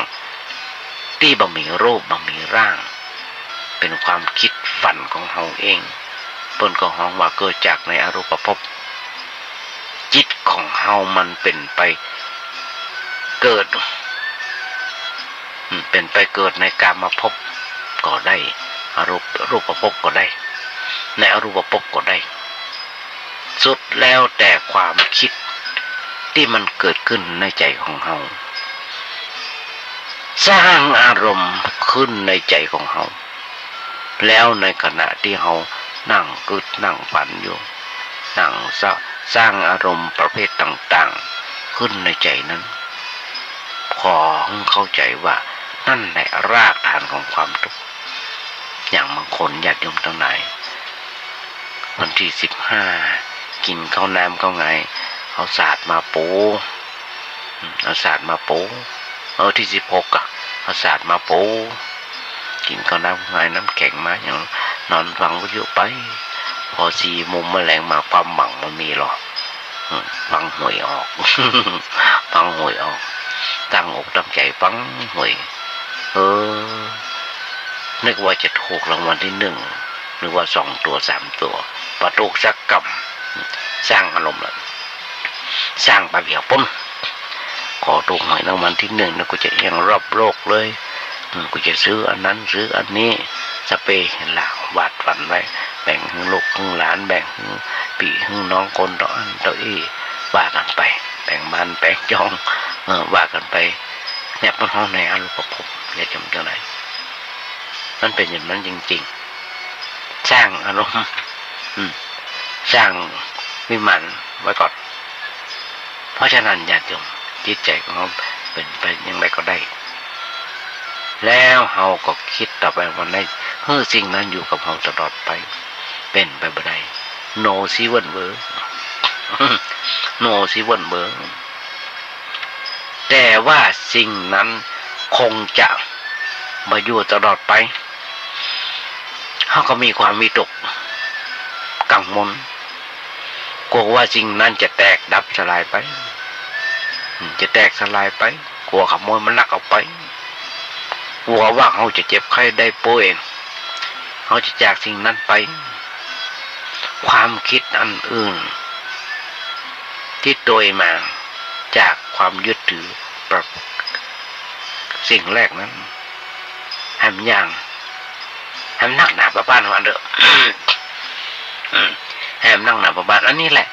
คือชาติทุกปีชาติปีทุกขาเป็นเรื่องที่ควรจะเข้าใจถูกต้องถูกต้องไว้ก่อนเป็นขั้นแรกถ้าเข้าใจกรรมชาติปีทุกขาถูกต้องแล้วมันเป็นการง่ายที่จะศึกษาในเรื่องอื่นต่อไปแต่ว่าถ้าเข้าใจกรรมชาติปีทุกขาความเกิดเป็นทุกข์มาถูกต้องแล้วการแก้ไขปัญหาชีวิตย่อมจะเป็นการมาสะดวกเพราะจะไปแก้ไขที่ไกลตัวมาได้แก้ที่ตัวเรามาได้แก้ที่ตรงจุดแต่ไปแก้อยู่รอบๆจุดเหมือนกับคนที่คันตั้งหลังคันหลังแล้วคนอื่นเก่าถูกเขาเก่าบ่ถึงคนที่เก่านะบอกว่ามันคันตัดใดก็เก่าไปเลยกลัวจะหูเก่าไม่แหมก็จะหูเพราะเก่าบอกหูดิว่ามันถูกจุดตัดไหนแล้วเก่ามันถูกจุดอย่างใดแต่ถ้าว่าจุดคันมันอยู่ตัดไหนมันต้องไปเก่ามันเสียเวลาเอาไปตรงจุดที่นั่นเลยต้นทำว่าจุดถูกที่คันอันนี้ก็ดีใจเนาะขอคันถ้าคันเนาะมันเก่าเอาถูกต้องจะมาจมโดนจมบ่อยๆเก่าหนาหน่อยตัดนั่นนะปูด้านนี้นะปูจมบ่อยๆต้นตุยเมื่อเก่าคนเดียวไม่ได้ในรายการในการแก้ไขปัญหาต่างๆก็เหมือนกันในเรื่องเกี่ยวกับความทุกข์นั้นเกิดจากความยึดถือในเรื่องอย่างต่างด้วยความหลงไหลด้วยความงมงายความมัวเมาในสิ่งนั้น จนเป็นเหตุให้เกิดความทุกข์ขึ้นเฮาก็แก้ที่จุดนั้นแหละแก้ที่จุดความยึดถือเฮาก็แก้ง่ายขึ้นเพราะรู้จักจุดมันเหมือนกับว่าคันตัดไหนแล้วเอาเก่ามันถูกจุดทันทีอันนี้อย่างหนึ่งซึ่งจะให้ญาติโยม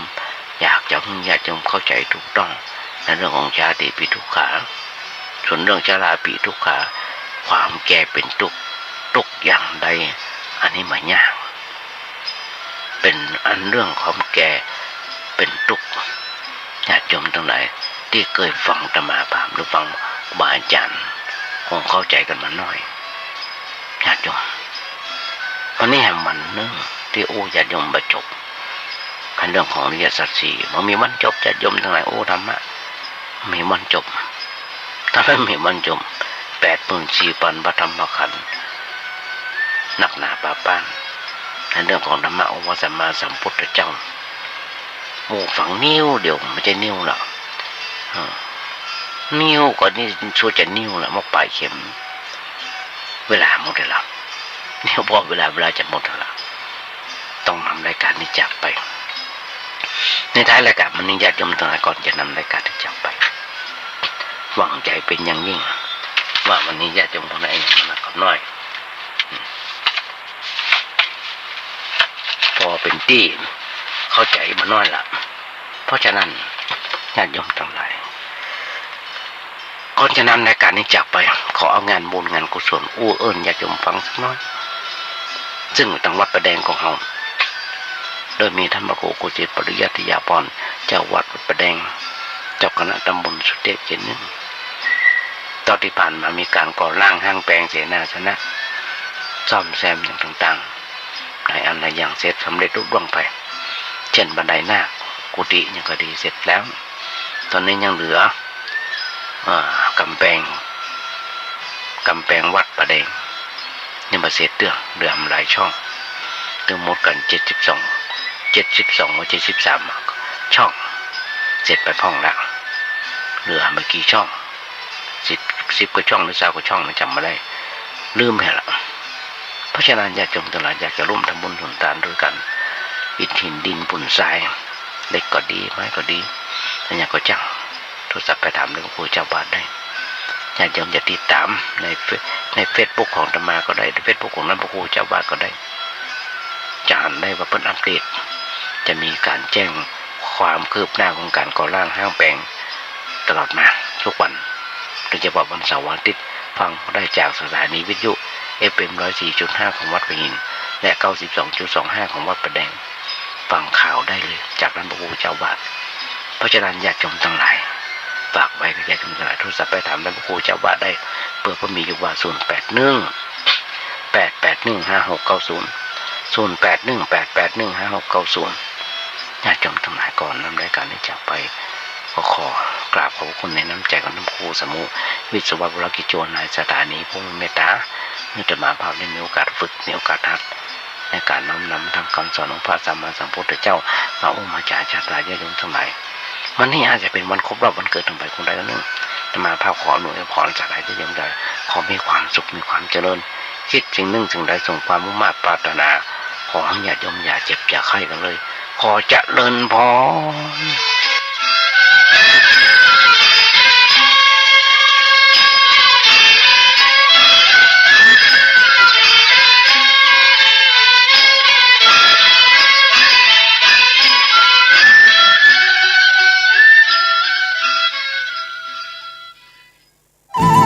ที่จบไปแล้วนั้นเป็นรายการเสียงธรรมจากสามเณรดำเนินรายการโดยสามเณรสมพงษ์ นมัสการเจ้าค่ะวิกฤตโควิด -19 จะมีหลักธรรมใดช่วยได้บ้างไหมเจ้าคะเจริญพรสมัยพุทธกาลเกิดเหตุโรคระบาดในเมืองไวสาลีพระพุทธเจ้าให้คณะสงฆ์สวดพระพุทธมนต์เพื่อความเป็นสิริมงคลของบ้านเมืองและให้ประชาชนมีสติเกิดปัญญารอดพ้นจากภัยพิบัติได้สถานการณ์นี้ทุกคนตระหนักแต่อย่าตื่นตระหนกคนไทยต้องมีสติเพื่อฝ่าวิกฤตโควิด -19 ไปด้วยกัน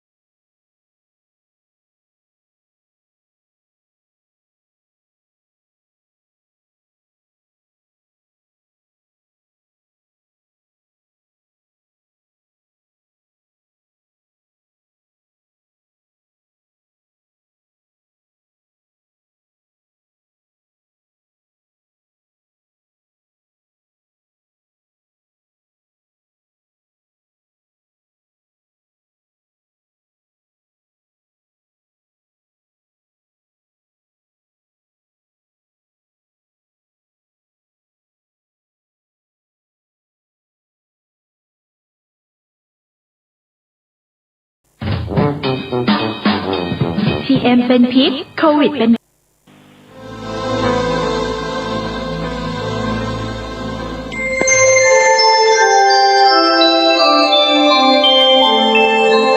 ขณะนี้ท่านกำลังฟังสถานีวิทยุกระจายเสียง FM